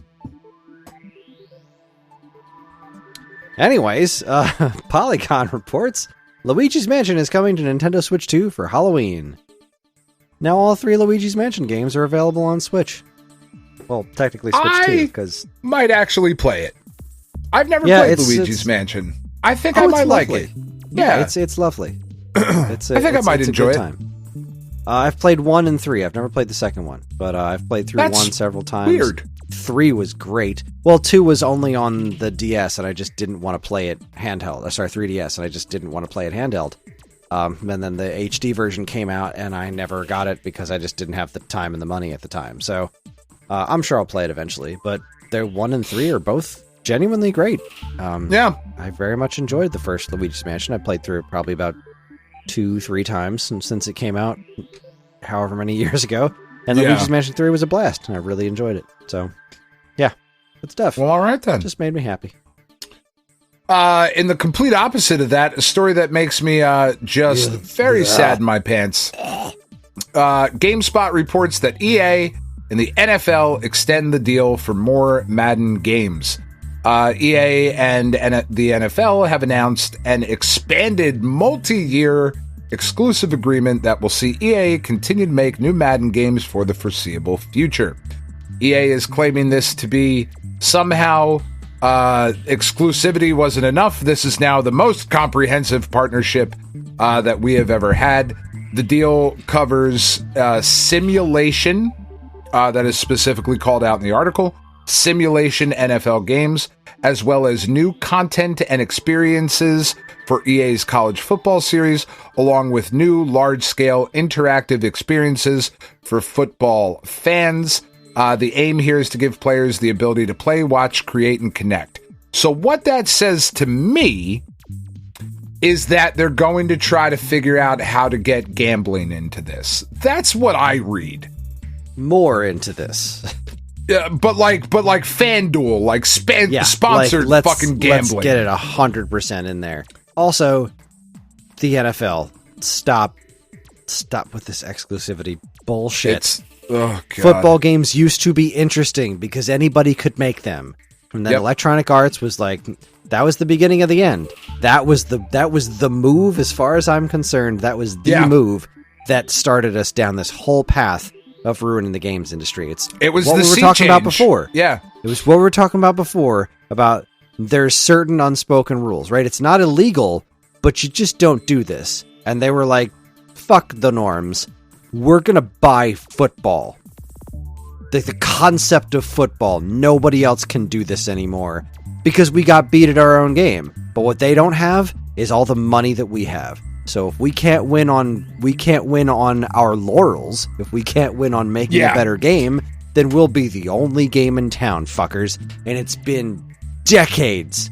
And the NFL is still just totally fine with it. Because the NFL doesn't give a fuck about making quality product. The NFL gives a fuck about how much money can we make. How much can... Oh, you've got the money? You fine. Pay for it. Doesn't fucking matter. It's not good for football. It's not good for video games. It's not good for anybody except Electronic Arts. And look where they are now. It's all getting worse. It just keeps inching closer and closer and closer to the end. But the attitude is again, well, fuck you. I got mine. Yeah. But it's bad for everything around it, and everything keeps getting worse around it because everyone is just motivated by greed. Do something that's better for everyone that makes you some money, or even a fuckload of money. Right, not a fuckload is a good amount. A fuckload is a great amount of money. And even with all of that said, as of this writing... for this past week, reporting up to October 4th of 2025, among the best-selling games of 2025, Madden NFL 2026 ranks at number 7. Is the 7th best-selling game this year. Followed by The Show 25, which does not include digital sales on Nintendo or Xbox platforms, so it's probably higher than Madden, because that does include all of them. Yeah, probably is. And you know what? Yeah. People continue to buy Madden for the same reason they always have. It's the only way that they can get a new football game. That's right. It's not better for everybody. People aren't excited to buy it as much. Remember the excitement around it every year? Oh, there used to be I genuine used to be excitement about one of those the people. new football game. Every year there was genuine excitement around it. And now it's like, all right, new Madden's coming out. I got to get it because I got to have the new football game. But I've actually wanted to get it because I'm actually excited about the Giants this year, and I haven't been excited about my football team in 10 years. So, but I don't want to get Madden. But it's I your want only to option. get something different. I want there to be something different. I loved that competition. That was such a fun. It was just such a fun thing to be around. You know, or the new wrestling games. I don't give a shit about wrestling, but you better believe I'd read about them because I wanted to know what was the best thing for my customers at the time. What's the game? What's the better game and why? The new football games, the new hockey games.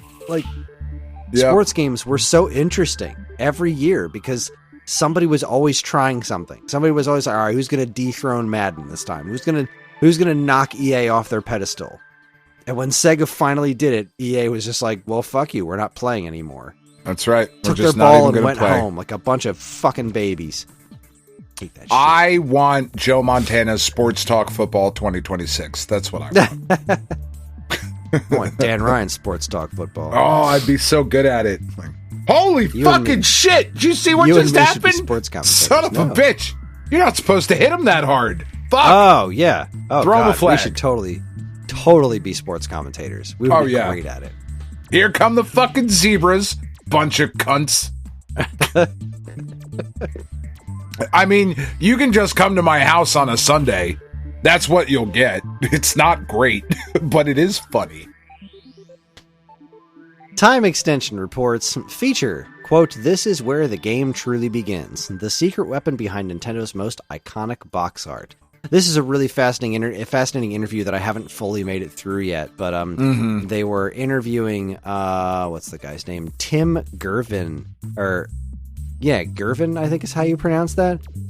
He was this, art director, marketing guy behind, the NES's overall, house style. They're different box arts that all kind of sort of matched each other, and that blue space with the red bar across the top. That was this guy and his team, and it's a really, really interesting interview about how they came up with this, why this stuff works, and it really does. It still holds up. It's still such great iconic packaging. But why was the NES Legend of Zelda this gold thing instead of where the Japanese one was really detailed?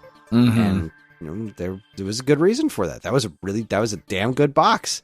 The Game Boy, with the weird silhouette kind of designs and stuff. Oh god, I love all that classic box art. Nintendo has typically had such great designs, and this is a really, really fascinating article. It's not news. I just say you should read it. It's on Time Extension. It's a very, very interesting article. All right, is it time to start shitting on Xbox? Because I tried to group these together. GameStop reports that Phil Spencer says some shit that doesn't actually fucking mean anything. Phil Spencer, that's not their actual headline, but it really should have been. Phil Spencer admits that Xbox hasn't always protected its creative teams, but doing so is very, quote, important. Do as I say, but not as I do. Phil Spencer was speaking with Double Fine head Tim Schafer, an Xbox-owned studio. I'm just going to read some of his quotes here. "The creativity of the teams is, in my mind, the most important thing and the thing that we need to protect and foster. Spencer said. Not long after saying this, Spencer noted that Xbox hasn't always safeguarded the creative talent behind its biggest and best games. The sentiment was expressed in the context of internet criticism, but Spencer still admitted that Xbox, and maybe the whole media industry, doesn't protect its workers when it should.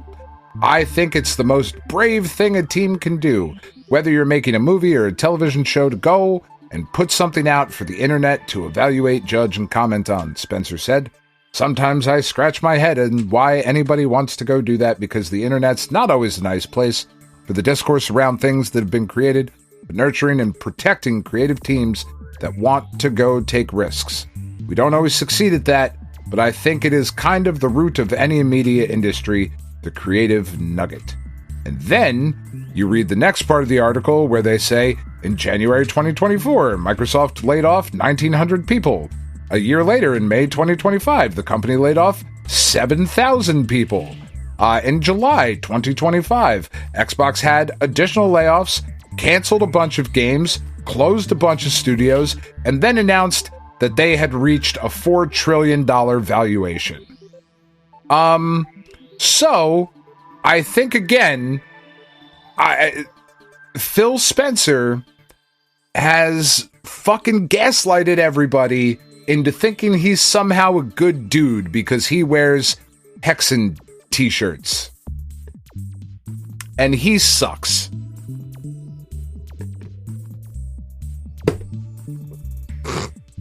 GameSpot reports Microsoft CEO makes 480 times as much as the median company worker, a growing gap.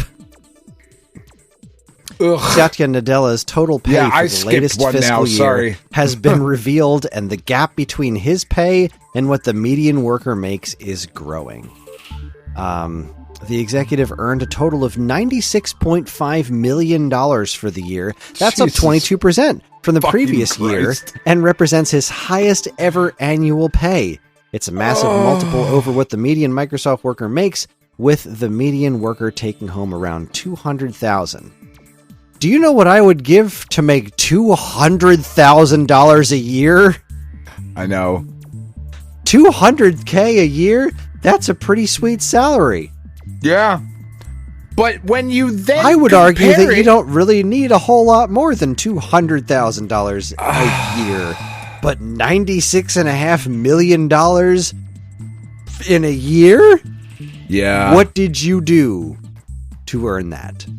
The answer is nothing. Right. The executive's pay details...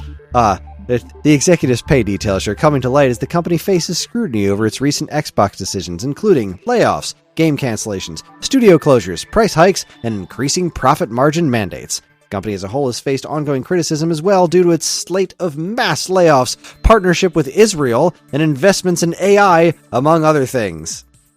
Yeah! Ugh. Oh god, it gets even grosser. It's absurd. Just this whole article, it just gets worse the more you go about like how much of it is, because like I think their base salary is $2.5 million, but then the rest of it comes like bonuses and stock awards, and it's like, oh god, this is so gross. There is so much wrong in this world that money could fix. No person needs that much money, especially not for making the lives around everyone around them worse. Fucking CEOs. Christ almighty. IGN reports that after releasing a $1,000 handheld, Microsoft has said its next-gen Xbox console is going to be a very premium, very high-end, curated experience. Good for you. I just... They have promised next-level performance, cutting-edge graphics, breakthrough gameplay, and unmatched compatibility, and said everything it's working on will be fully compatible with users' existing Xbox game library. Great! All of that's awesome. However, when you then go on to see this next part of it, the next-gen console is going to be a very premium, very high-end curated experience, Xbox President Sarah Bond said. You're starting to see some of the thinking we have in this handheld, the ROG Xbox Ally, but I don't want to give it all away. So that is, of course, referencing this latest ROG Ally, the Xbox Ally X, because we didn't say X enough times in that, which costs $1,000 fucking dollars. Gross. I mean, I seriously remember it wasn't that long ago that Nintendo had lost the fucking plot with a $500 Switch 2. And then a $500 Switch 2 and $90 games. And then Microsoft's just like, fucking amateurs. You think that's greed? You think that's greed? Check this shit out. Oh boy. I mean, what a time to be alive. People can't afford fucking food or healthcare, but we're now announcing a very premium, very high-end curated experience. What the fuck does that mean? It doesn't fucking mean anything. It doesn't. The current Xboxes are having price like we've talked about this. The Series X with the disk drive is $650. The 2 terabyte Series X is $800 fucking dollars. It's already $800 for a thing that came out 6 fucking years ago. If I will be shocked if the next Xbox is less than $1,000. Shocked. That's where they're heading. Oh yeah.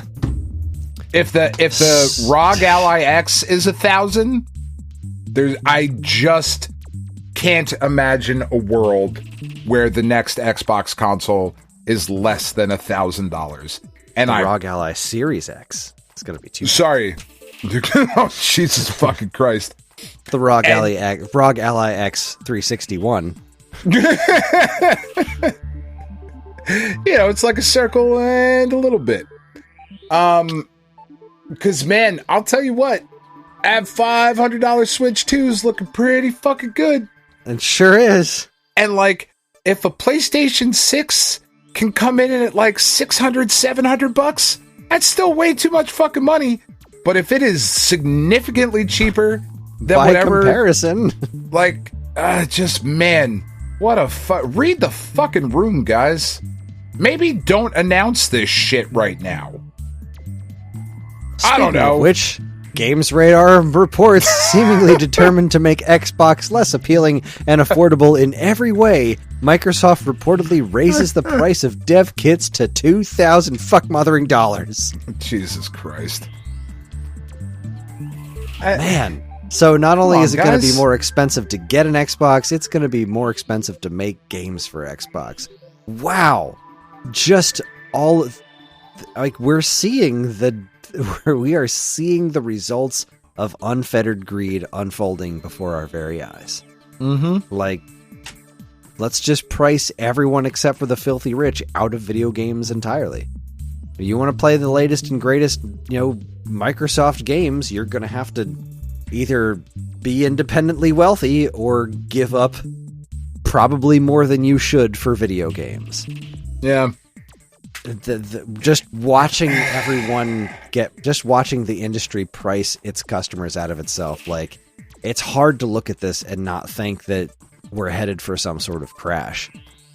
I was just gonna say, like, we're at an inflection point, man. Like, we are. I mean, the Switch 2, I think the Switch 2 is the absolute max.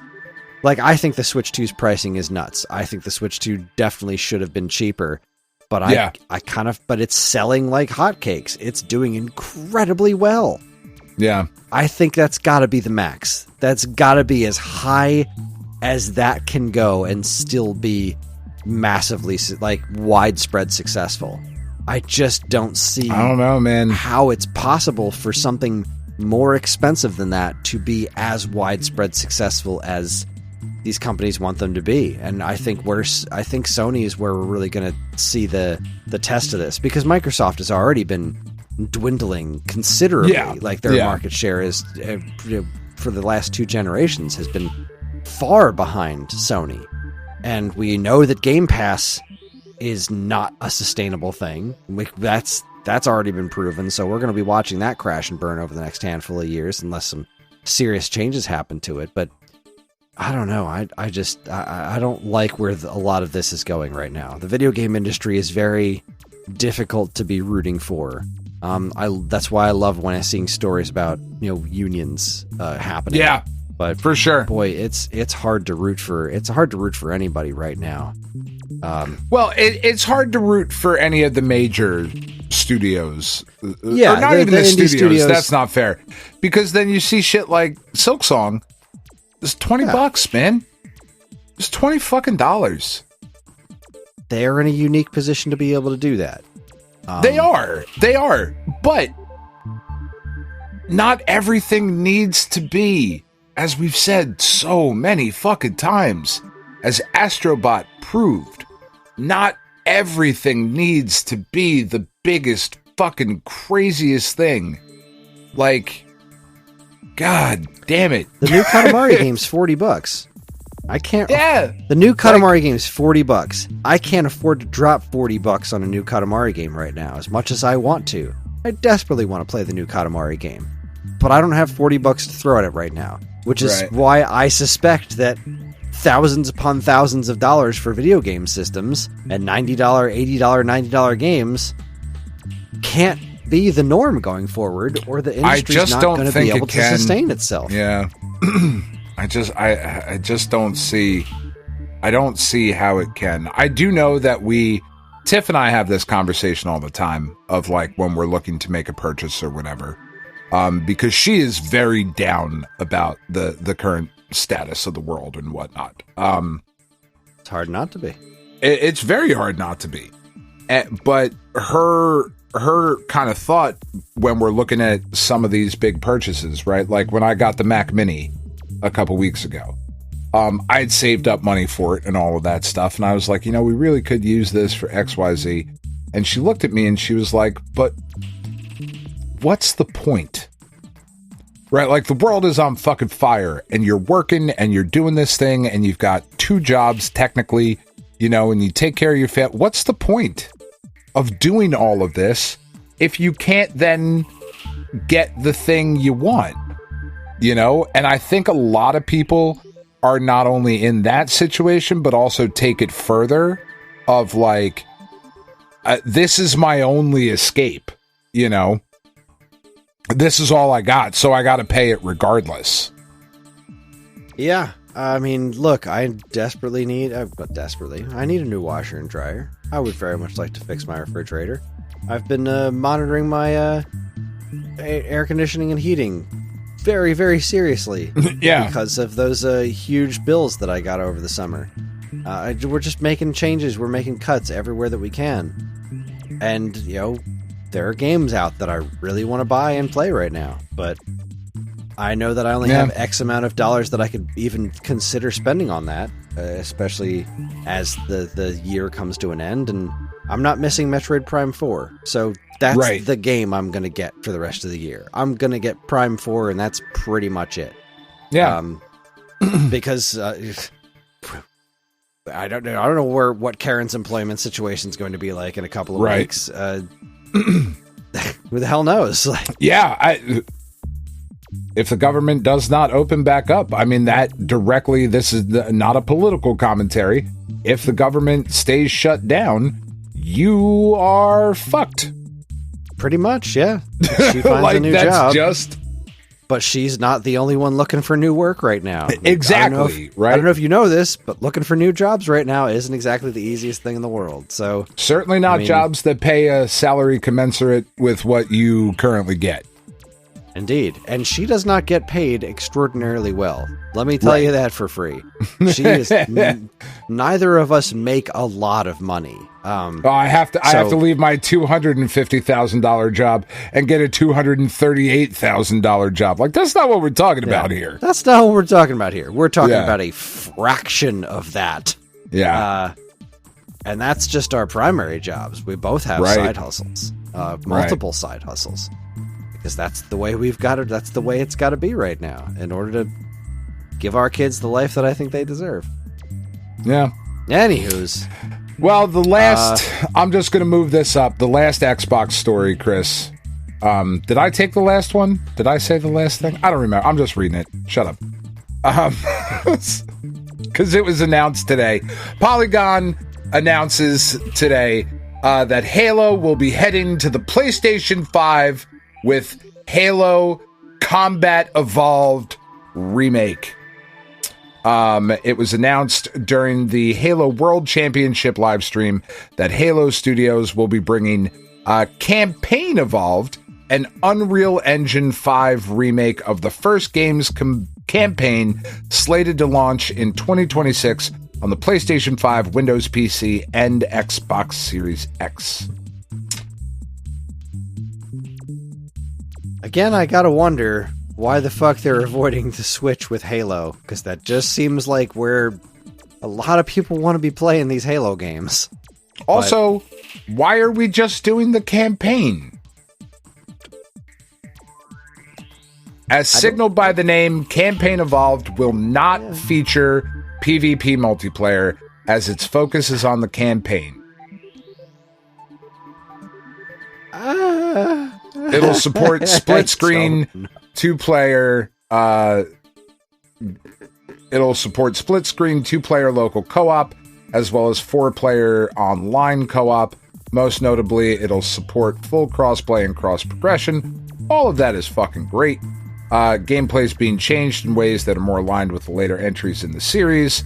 Master Chief can pick up and use weapons that he couldn't in the first one, like the energy sword. Blah, blah, blah, blah, blah, blah, blah. Who fucking cares? Why are you putting this game out without multiplayer? Like, please don't buy this.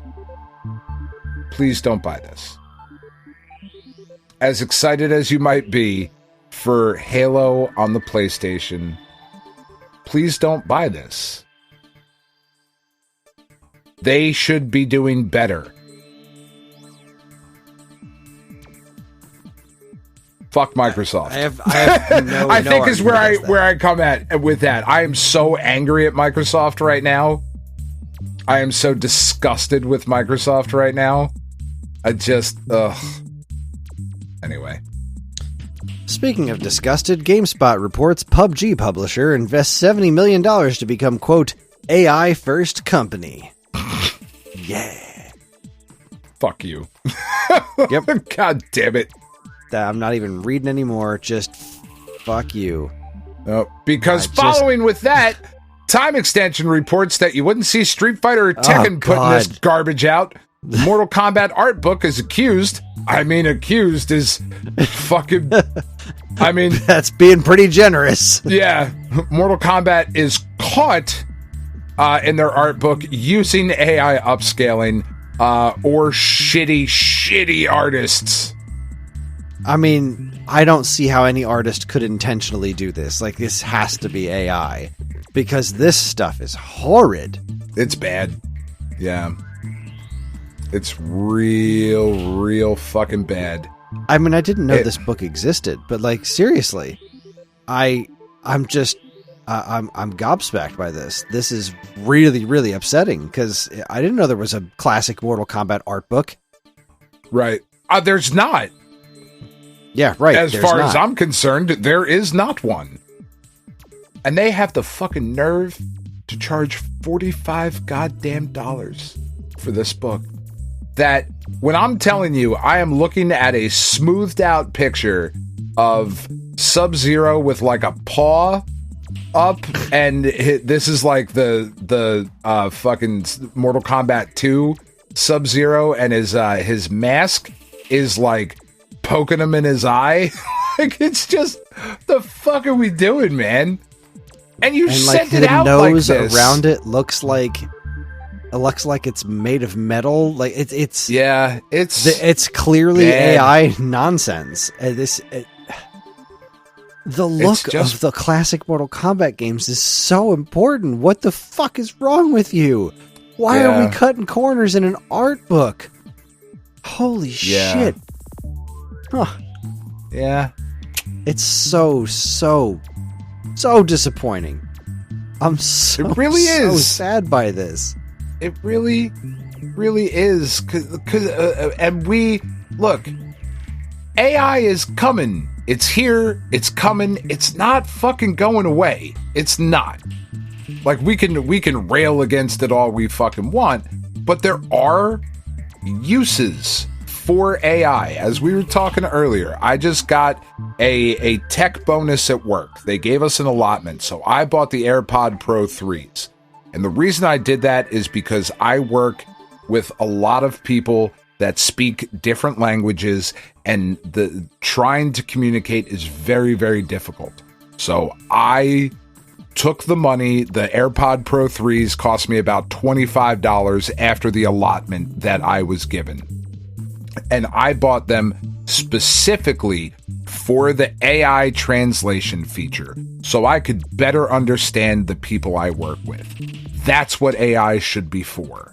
I should be able to pop these things in my ear like a fucking Babel fish and go to a different country and be okay because it's translating shit. That's what fucking Star Trek told me was going to happen.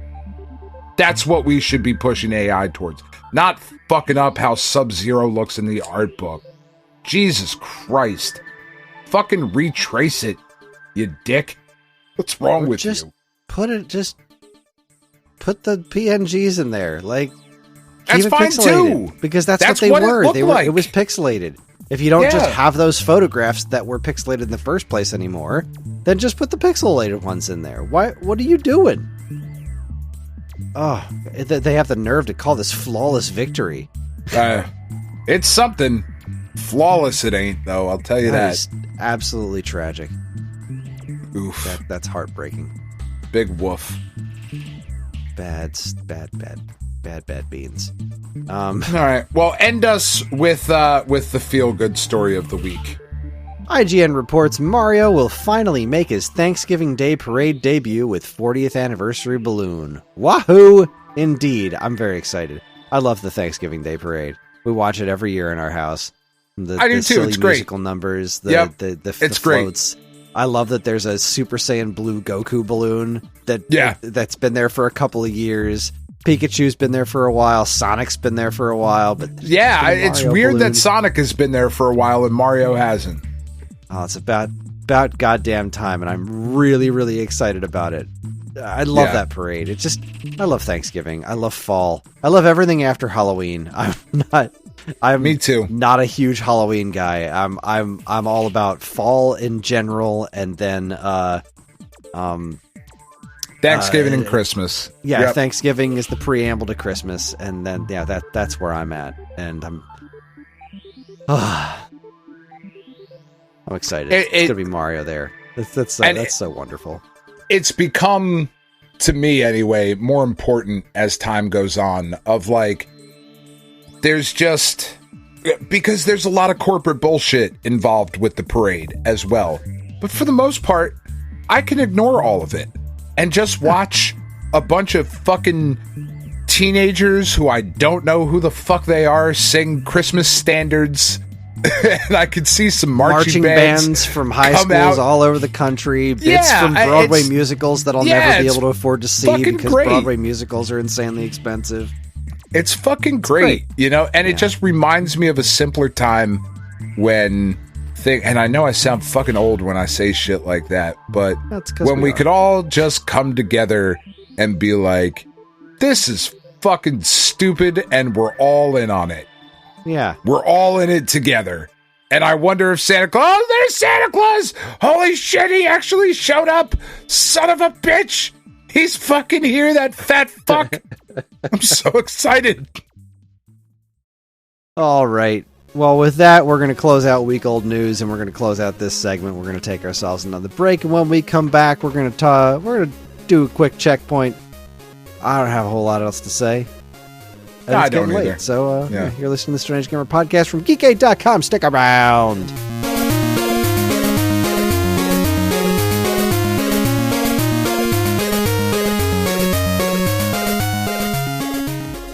you enjoy the Stone Age Gamer podcast and other shows on the Geekade Podcast Network?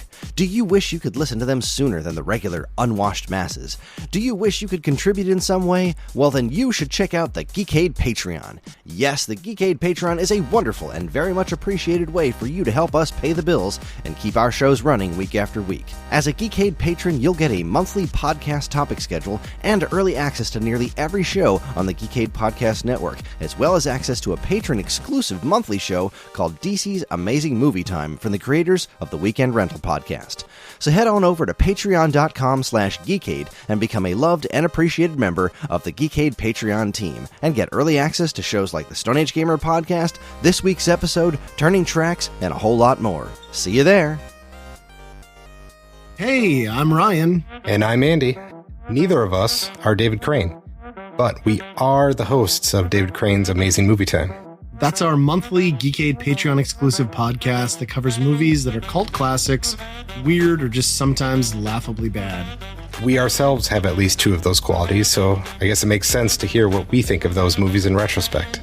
You can hear all that and more by becoming a Geekade Patreon supporter. And, as always, be kind, rewind.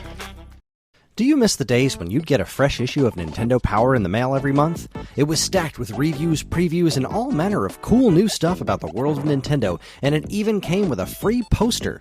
Well, you don't have to miss those days anymore because Nintendo Force is here.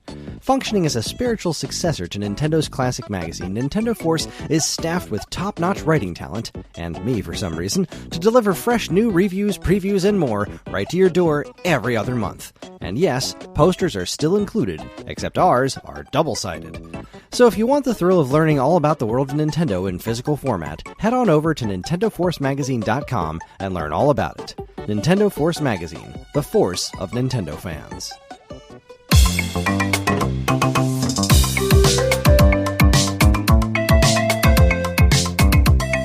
All right, everybody, we are back, and it is time for the checkpoint. Checkpoint! This is where Dan and I talk about what's been going on in our lives, and yeah, it's been a week. It's been an interesting week. I had my second therapy session. That big like Amazon outage thing. Yeah, that wasn't great. That wasn't great, and that made my therapy session difficult because we couldn't actually get on our Zoom call or whatever kind of call. Like we couldn't make the internet work, so we wound up just doing it over the phone. But you know, it's going. Therapy's weird. Doing it the sessions a month apart. So much happened in this last month, Right. that it was. I felt like the entire session was just me playing catch up. So even though I can't really afford it, I scheduled it for 2 weeks instead of a month for my next appointment because I just feel like I got to be making some. I really got to start making some progress, and I feel like it's important to keep doing it.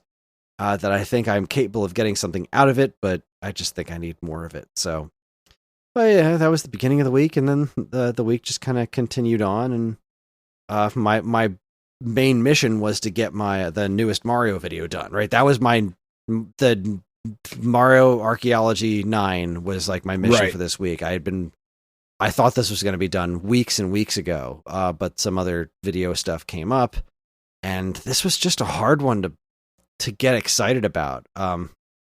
It's all new Super Mario Brothers stuff for the most part. It's Super Mario All-Stars for Wii, which is just fucking nothing. Yeah. Super Mario 3D Land, which is awesome. Like Super Mario 3D Land, I'd love to talk about that. But like New Super Mario Brothers Me, which turned into New Super Mario Brothers U, and New Super Mario Brothers 2, which is just so boring. It's just the biggest nothing burger of a Mario game.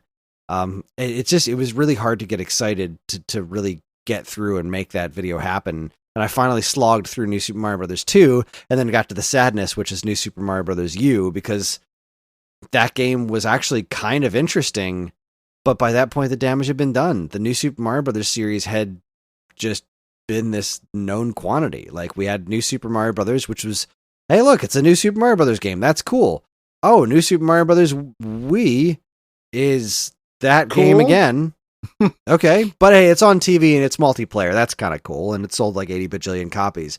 But then we got New Super Mario Brothers 2, and 3 months later, New Super Mario Brothers U, and it was just it's the same art. It's the same. It's so similar and so samey and just lacking in that imagination that the Mario series used to be known for. It's just such a sad time in Mario history. Yeah. Convincing myself to, really dive into that history and talk about that stuff was just kind of demoralizing a little bit, but I got through it. I think the video is pretty good. When I watched it before, scheduling it to go up this Saturday, I, sat down and watched through the whole thing. I was like, yeah, this is pretty interesting. It goes by nice and quick. I did a good job. I'm very proud of it. Good. But my video ripping program, like that, YouTube went through this like major change. I'm sure you've noticed it if you've watched YouTube at all on any of your devices, but like all the buttons are different. And that meant that my video ripping program had to play catch up, like, cause they changed something about the way it works on the back end. So I couldn't rip YouTube videos. So I wound up using like free programs online, but I'm trying to get footage of New Super Mario Brothers U on my regular program, the 4K Video Downloader Plus. A couple of seconds, downloading one chapter on the online web browser based ones is like 40 minutes. So like all my progress was just ground to a halt right at the last game. I just needed to get through New Super Mario Brothers U, and like everything just ground to a halt for like a day and a half while they came up with the update. But they cranked that thing out as fast as they could. I love this program, 4K Video Downloader Plus. It's great for ripping YouTube content. But yeah, the Mario video is done, and I'm excited about making the next one. I'm going to give myself a break before I get started on scripting it, because I'm so tired to do any sort of creative writing right now. But the next one's going to be Mario 3D World, which is outstanding. Mario Odyssey, Mario Maker, Mario Run. Like, Mario Run's probably the least interesting part of it, because that's technically a new Super Mario Brothers game. It uses the same art and whatnot, but it's still kind of interesting because it's the first mobile Mario game. Like, there's a lot to be excited for in the next one, so I think that's going to go over pretty well. But I've been kind of sort of sick today. That's awesome. I've been fighting off some sickness all week long, and today really just kind of got the better of me. I'm looking forward to going to bed. I need tomorrow to be restful, but also I have a bunch of shit to do because Karen's working South Jersey Geek Fest tomorrow, so she's going to be gone pretty much all day, which means I got to get the laundry and the grocery shopping done, because Sunday is Ellie's cheer competition, and I'm very excited for that because their cheer routine looks super fucking good. Apparently there's stuff I haven't seen yet. Like, because they do the halftime shows at all the football games that they go to. Yeah. It's basically their routine, but they hold a bunch of stuff back because the other teams will see what they're doing and then, copy it, because there's competition going on, and then they got to keep it a secret. Yeah. So we've all seen the documentary Bring It On. Exactly. So tonight, I'm very upset that I missed it. Tonight they were at practice, and we got a message right when we were starting. You and I were starting tonight, that if we wanted to come to the gym and see the cheer routine, we could, right before pickup, but it was like 7:45. So there's no way I was going to be able to get out there and do that. But Karen went to go see it, and she was like, "Yeah, there's a couple of really cool things that you haven't seen that they pulled off." So I'm like, "Oh God, they've got a real good chance, right?" I think that's our biggest competition for the last year or two. I think so. She's been doing this, I think, for 3 years now. The first year they won. The second year, I think the first and second year they won, and then last year they got trounced. Okay. Oh, shit. Well, the thing about last year was that a lot of girls just weren't there. Like, practices all season long, there was at least one or two girls out every practice. Like, oh, we got other plans. Oh, we've got other things to do. And I'm just like, look, I understand it's cheer, but it's like, it's also a thing that you signed up for. And if you're going to sign up for a thing, you got to be there for it, because this is a routine, and they build these things around having these people there. And if there isn't X number of people to do the stunts, then the stunts are no longer safe, which means they can't do them and they have to change them.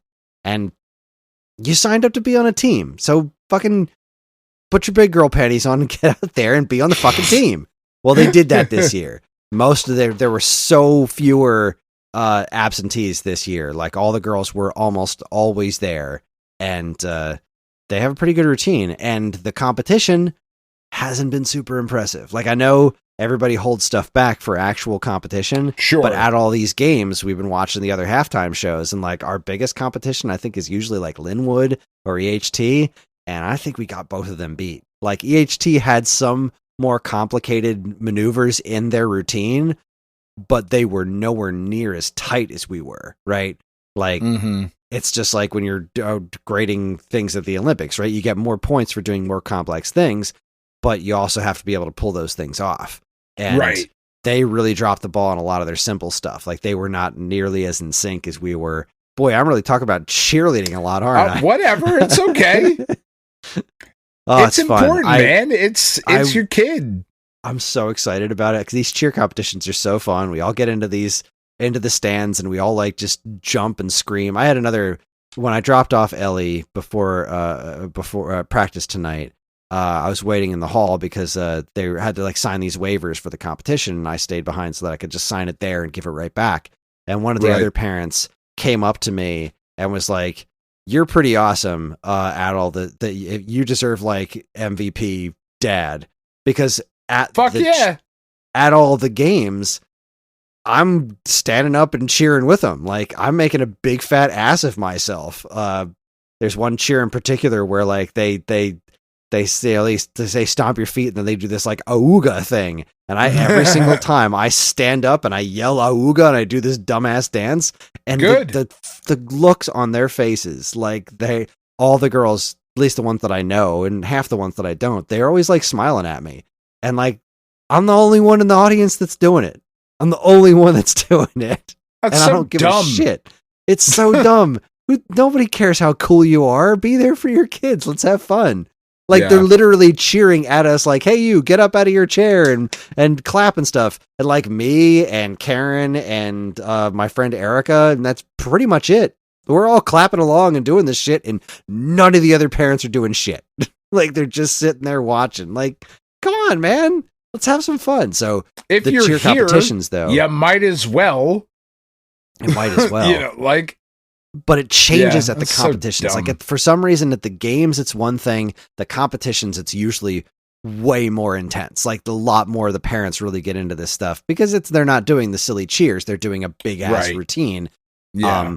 But like the last couple of years, we'd be sitting there and like somebody would be banging like a cowbell or something, just making lots of noise. And I'd be like, "Man, we should do something like that." Well, this year I remembered I was sitting down here and I was like, "Hold on a second." I ran into the garage. I went to my old drum kit bag, and I was like, "I know I own a cowbell somewhere." Yes, I pulled out this fucking cowbell, and I'm like, "I am bringing the cowbell and a drumstick. I'm gonna make so much fucking noise during this cheer competition. I'm so excited." That's awesome. Oh, it's gonna be great. Yeah, that's awesome. She's gonna be thrilled, and then I'm gonna do this stupid Halloween costume thing where I'm gonna shave my beard like a jackass and nobody's going to look at me. Not that they do currently, but I feel like I'm going to be real unpalatable soon. So that's going to be fun. I'm going to be real fucking unpalatable. You fuckers don't even know. I'm going to be single soon. I'm going to be out in the street, sleeping in the van. Such is life. It happens. Yeah. This is a load-bearing beard. Mine too. Mine too. I got two more things, and then it's all you. Thing number one.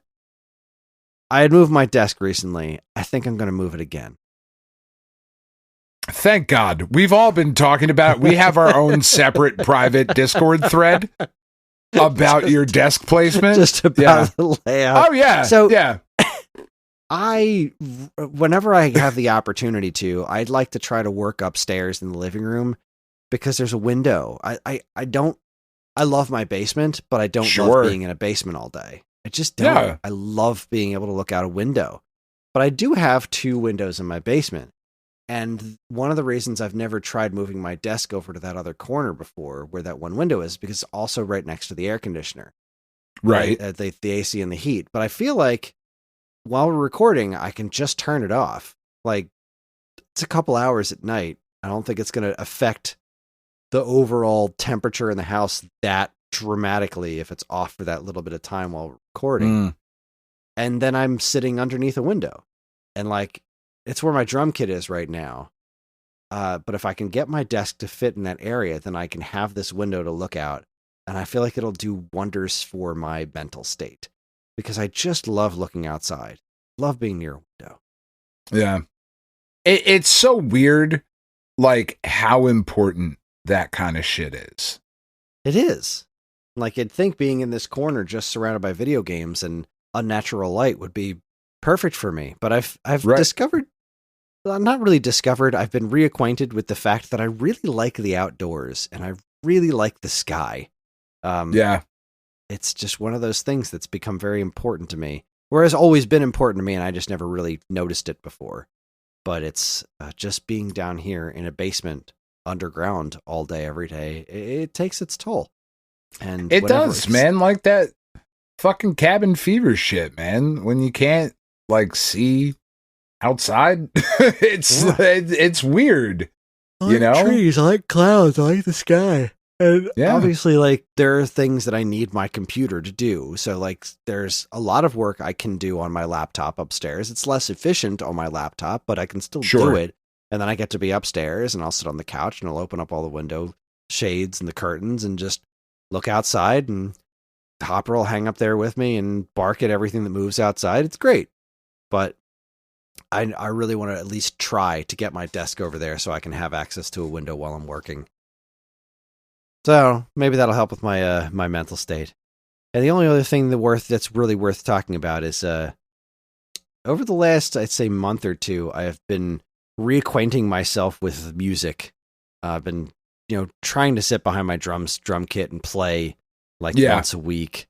And I've been trying to play guitar every day. I've never been a very good guitar player, but I like playing guitar and I like singing.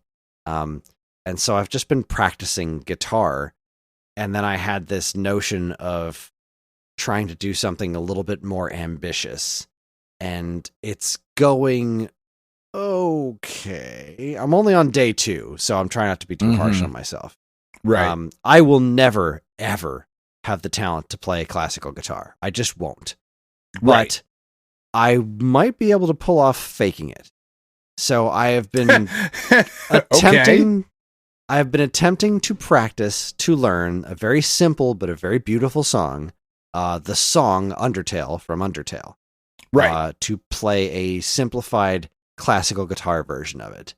And it's going sort of okay. Like I said, I'm 2 days into it, but yesterday and today, I spent a good 10 minutes or so just practicing the beginning riff, and it runs so counter to every piece of the way my brain works. Like, that's one of the reasons that I've never really even attempted to do classical guitar, because the very basics of more the complex finger picking guitar, and it doesn't work with my brain, because my brain is like bottom string, lower notes. The notes get higher the higher you go, and the same thing with the frets. The higher the frets, the higher the notes go. But classical guitar involves utilizing everything those strings can do. So you'll be playing a lower note on a higher string often. And that does not math in my brain. I can't make that work. So I just have to break it down mathematically and be like, this finger is doing this, and this finger's doing this, and this is going to play the bass line, but I can't just have my thumb playing the bass line, because it's going to conflict with what my other fingers are doing. So I need to math it out exactly what's going when and learn the pattern, similar to the way I do drums, but I just have to try and force myself to turn off that part of my brain that says, this is what this next note is. It's got to be higher than this, but it's not higher than this. It's open on this other string. And it's like, very complicated. Which, for an actual good guitar player, playing this Undertale song would probably be, you'd probably master it in a week. Dude, I am not a good guitar player. But you're a better guitar player than I am. I am a decent songwriter. I have never considered myself a good guitar player. I'm a drummer. I hit things with sticks. That makes sense to me. Yeah. That maths. Stick, beat it. Hit it. Hit Stick, it hard. smack. Yeah. But I'm trying. I'm going to keep doing it every day. I'm going to put the fucking work in, and sometime within the next 6 months, I'm going to be able to play Undertale classical guitar style. That's awesome. My mission. I fully support it. I'm getting close to. I'm at this really uncomfortable point with guitar calluses because it's been a couple of weeks and they're not proper calluses. They're just kind of like really dry, painful things. Yeah, like fingertips. I remember. Yeah, bad times, but it's worth it. It's just. I don't know. I've just been doing a lot of reconnecting with my own musical thing. I don't know. Talent's not the right word, but my own love of playing music, and it's just for me. I'm not playing it for anybody. Although I do have to say that once I master Undertale, like once I get to the point where I can play at least a chunk of it, I'm gonna play it for John, and he's gonna he's gonna be like, holy shit. And I know this because John was down here. I can't remember. It was last week sometime. He was down here, and I hadn't done my guitar practice yet, so I just did, no pick, just my fingers, lightly practicing the things that I've been practicing. And like, I was doing it for a few minutes, just kind of quietly behind him while I was watching some dipshits on YouTube do whatever. And then come on, bro. He paused the video and he was like, "That's really good." I was like, "Thanks, buddy." He's like, are you like playing something in particular? Or are you just like showing off your skills? I'm like, no, these are songs that I wrote. Like, I'm not just improvising this. These are things that I wrote. And he's like, you wrote that? Like, yeah, that's cool. So that made me feel great. That's awesome. Yeah, it's been fun. It's kind of came, I want to say since, I guess we're at the end of October. This really started in August. And it was towards the end of August. Something came up where I was listening to a bunch of Chocolat, and that just kind of jumped back into my head. And then, of course, September 23rd rolled around. So I was like, old One Pedaled Bike, my old band and our album, and just kind of reminding me of the songs that I wrote. And it's just kind of been floating around my head since. And then again, just on this weird road of self-improvement and kind of remembering who I am and doing the things that bring me joy whenever I can. And also, stressing myself the fuck out because all the November sales are happening really soon. And there's a lot of work to do. Next week is going to be a lot of working. But I think we've got at least Turquoise Friday figured out and most of Magenta. But yeah, we've got work ahead of us. Next week is going to be a fucking. So I'm glad next week is your week for the blog. For the blog. And I might even tell Ryan, like, I don't know if a video is getting made next week, my friend. I am all, and I don't think he's going to care because it's all about the November sales. November is just that month, where it's all the build up to Black Friday, and we're in okay shape. I think it's going to happen. A lot of it's on my shoulders this year for the first time, which freaks me out because I have yet to successfully do it without making some sort of massive fuck up. But I did get a coupon code made for this weekend, and I got through it without making any big mistakes. So, that's one little thing. You want to give the coupon code out now? It won't make any difference to anybody, but yeah, it's going to be dead by the time it gets out there. But it's a Gargus. Gargus, see? From Killer Instinct, yeah. That's right.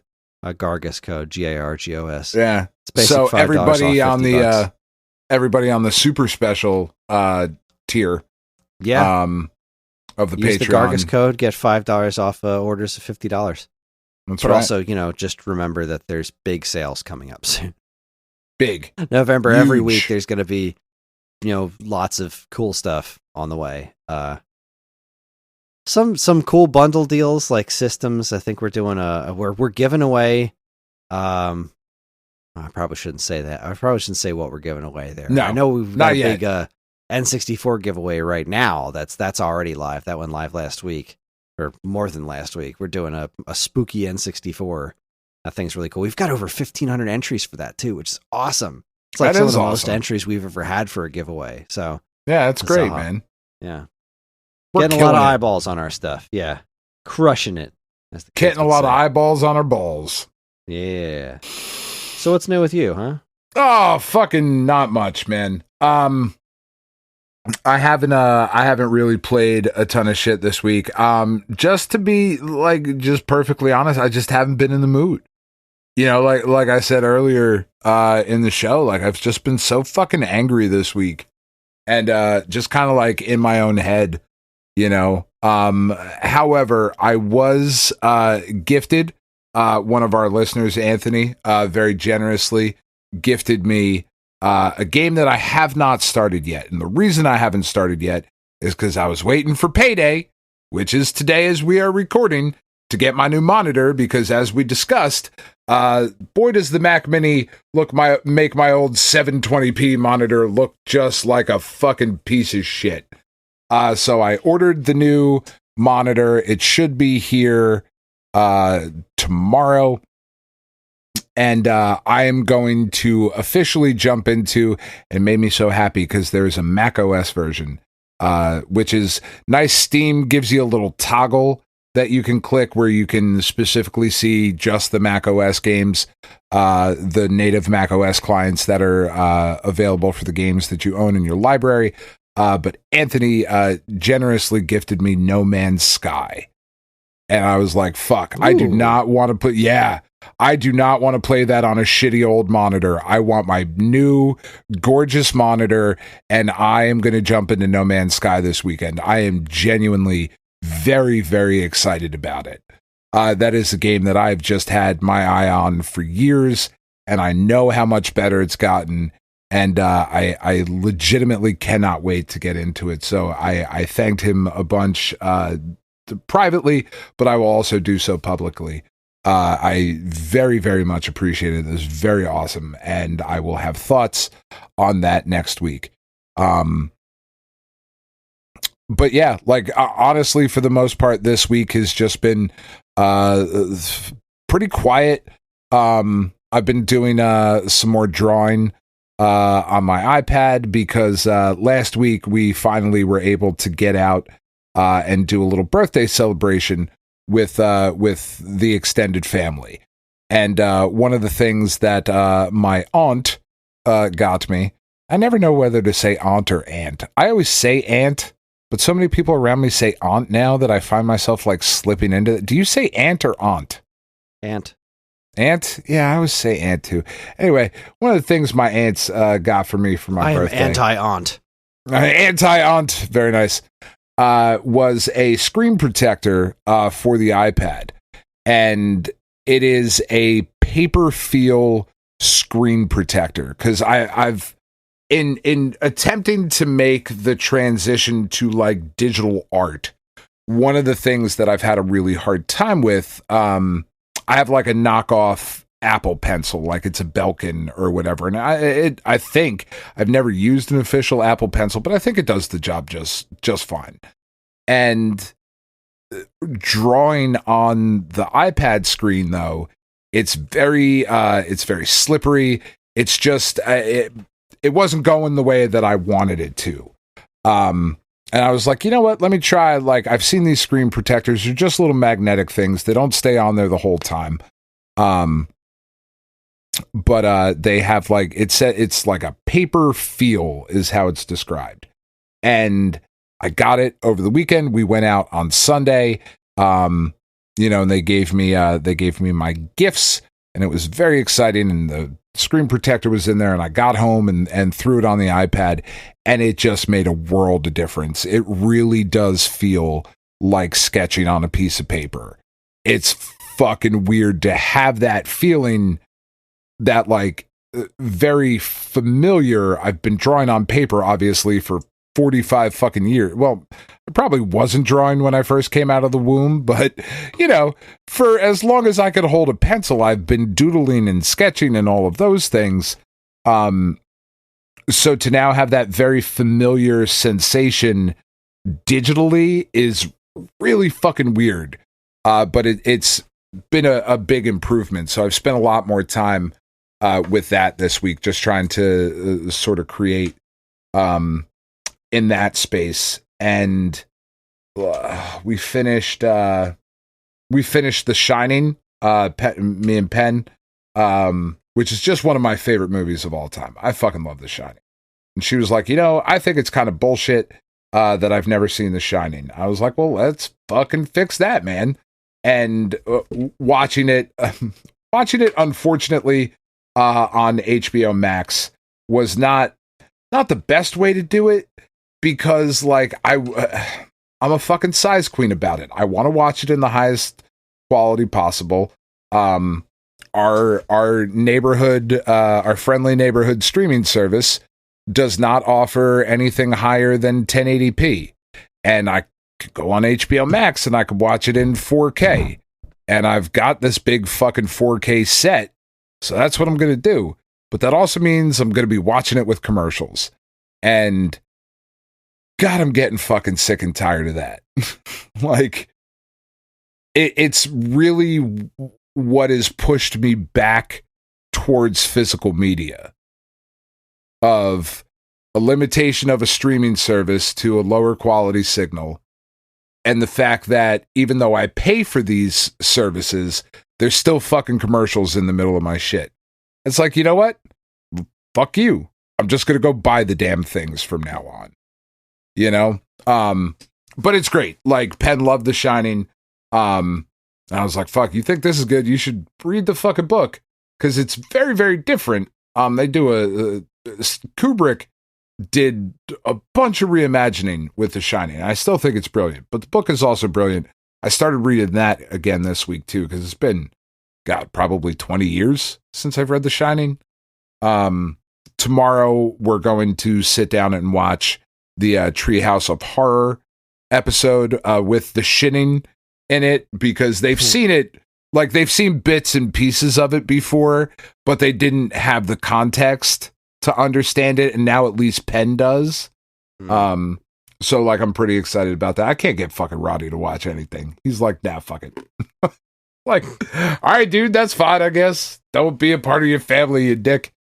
And I put a little bit of more time into Hollow Knight Silksong this week, but with the pressure change and the temperature dropping as much as it did this week, because it's been relatively consistent, but last weekend it was in the 80s, and then on Monday it was in the 60s.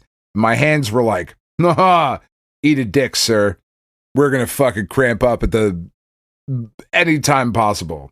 So trying to play like the precision platforming of the what the fuck section am I in Silksong? The fucking cog. Oh, what's it called? It was really fucking hard. I was really goddamn frustrated. There's a bunch of like platforming in like a clock tower kind of section, but it's like the cog work something or other. I can't remember right now. But it was like frustrating because I just couldn't get my fucking hands to do what I wanted them to do. I was like, all right, I'll take a break from this. I'm angry at the world. Let's watch The Shining. Let's watch fucking Jack Nicholson go crazy for a little bit. Don't mind if I do. Don't mind if I do. Just give me the bat, Wendy. I'm not going to hurt you. Just going to bash your fucking brains in. Bash them right the fuck in. That's kind of how I felt this week. It's just, I'm not going to hurt you. I'm just going to bash your brains in. So, you know, good times for all. Yeah, good times for all. Next week will be better. Maybe. I hope so. Maybe the Giants will beat the Eagles again. And that goes a long way. Like Sunday, it was like birthday at Hibachi. I fucking love it. It's great. I got cool shit from my relatives. That was fucking awesome. And then I went home and somehow the Giants had a 33-point lead that they blew with 5 minutes left. They lost the fucking kid. They were winning. They shouldn't have been, but they were. And I just ruined my whole week. Speaking of birthday, real quick before we close out the show, I got two things. One really weird thing that happened to me that, one of these cosmic weird things that I don't really know what to make of. Wednesday was Karen's birthday, and she wanted to get dinner from this Chinese food place that's near us called Mito. It's very good. I had this really good pork ramen thing. It was great. Nice. Wednesday morning, I'm at the gym, and a lot of times when I finish working out, I will go into the sauna and I'll write in my journal. Yeah. I was writing in my journal, and I could not tell you why, but there was a girl I went to high school with named Crystal. She just popped into my head. It's like, I wonder what Crystal's up to today. I wonder what she's up to these days. What's going on with her? That's weird. I haven't thought about that girl in a long time. Last time I saw her was at my friend's funeral. I want to say 8 years ago. Yeah. I don't know. Maybe I've seen her once or twice since then at some sort of gathering, but this girl has not been a part of my regular life in decades. But she just popped into my head randomly that morning. Very weird. So when I go to pick up our food from Mito, she's there with her kid. That's creepy. What the fuck? It was That's great weird. to see her. She was really happy to see me. I haven't seen her kid since she was a baby. So that was weird. But I don't know. That was a weird cosmic thing that happened. That's fun. I don't really know. I don't know what to do with that. Yeah. She was just file it away. Yeah. Just it's ridiculous that we never see each other anymore. The last time we saw each other was at a funeral. That's so weird. I'm like, you know what? We're adults. We should see each other sometime. We could do that. Yeah, that's a thing we can do. Yeah, I got a car and everything. Yeah, I got a car and everything. The other thing that I want to mention is on our episode 588, Naked to the Invisible Eye, posted on YouTube. User Skint Eastwood posted, God damn, I haven't posted in a while. Well, my back is buggered to say the least, so I have only listened via podcast app and not sat at PC. Anyway, I'll touch both your penises. I know damn well Dan would like that. It's how I roll. Good to have you back, Skint Eastwood. I'm sorry you fucked up your back. I hope it's feeling better. That's right. Bring it the fuck on. Thanks for commenting, and I just wanted to give you a call out on the show. You're That's awesome. right. Thanks for commenting, liking, and subscribing. Hell yeah. And with that is the end of the show. It's 10:30. I need my rest. Tomorrow is going to be a butt fucking of a day. So join us next time for the SAG Cartoon Express. It's that Dragon's Lair episode. So I haven't watched it yet. I'm excited. I'm sure it's going to be perfectly mediocre. I don't know. Maybe it's going to be great. I don't know. I haven't seen it, but that's what we're doing. Yeah. SAG Cartoon Express. Choo-choo, motherfuckers. Cartoons are coming. And we officially now are starting the countdown. You are listening to episode 590, and we're 10 away, Kris. 10 weeks away. That's the other reason for the move of the desk, because I moved the desk in the first place because I needed a backdrop. But I'm not thrilled with the backdrop, like the way it worked out as far as this corner. But if I move to the other corner, then the whole basement is the backdrop. And that's what I want. I feel like that'll make a much better looking backdrop for live shows. But yes, we're going to start doing a video podcast in about 10 weeks, theoretically. Theoretically, episode 600. Fucking hold on to your dicks. Because we'll be holding on to ours. Because we'll be holding on to ours. And if you don't have a dick, find one to grab. Consensually. Grab your tits or your dicks and let's fucking go.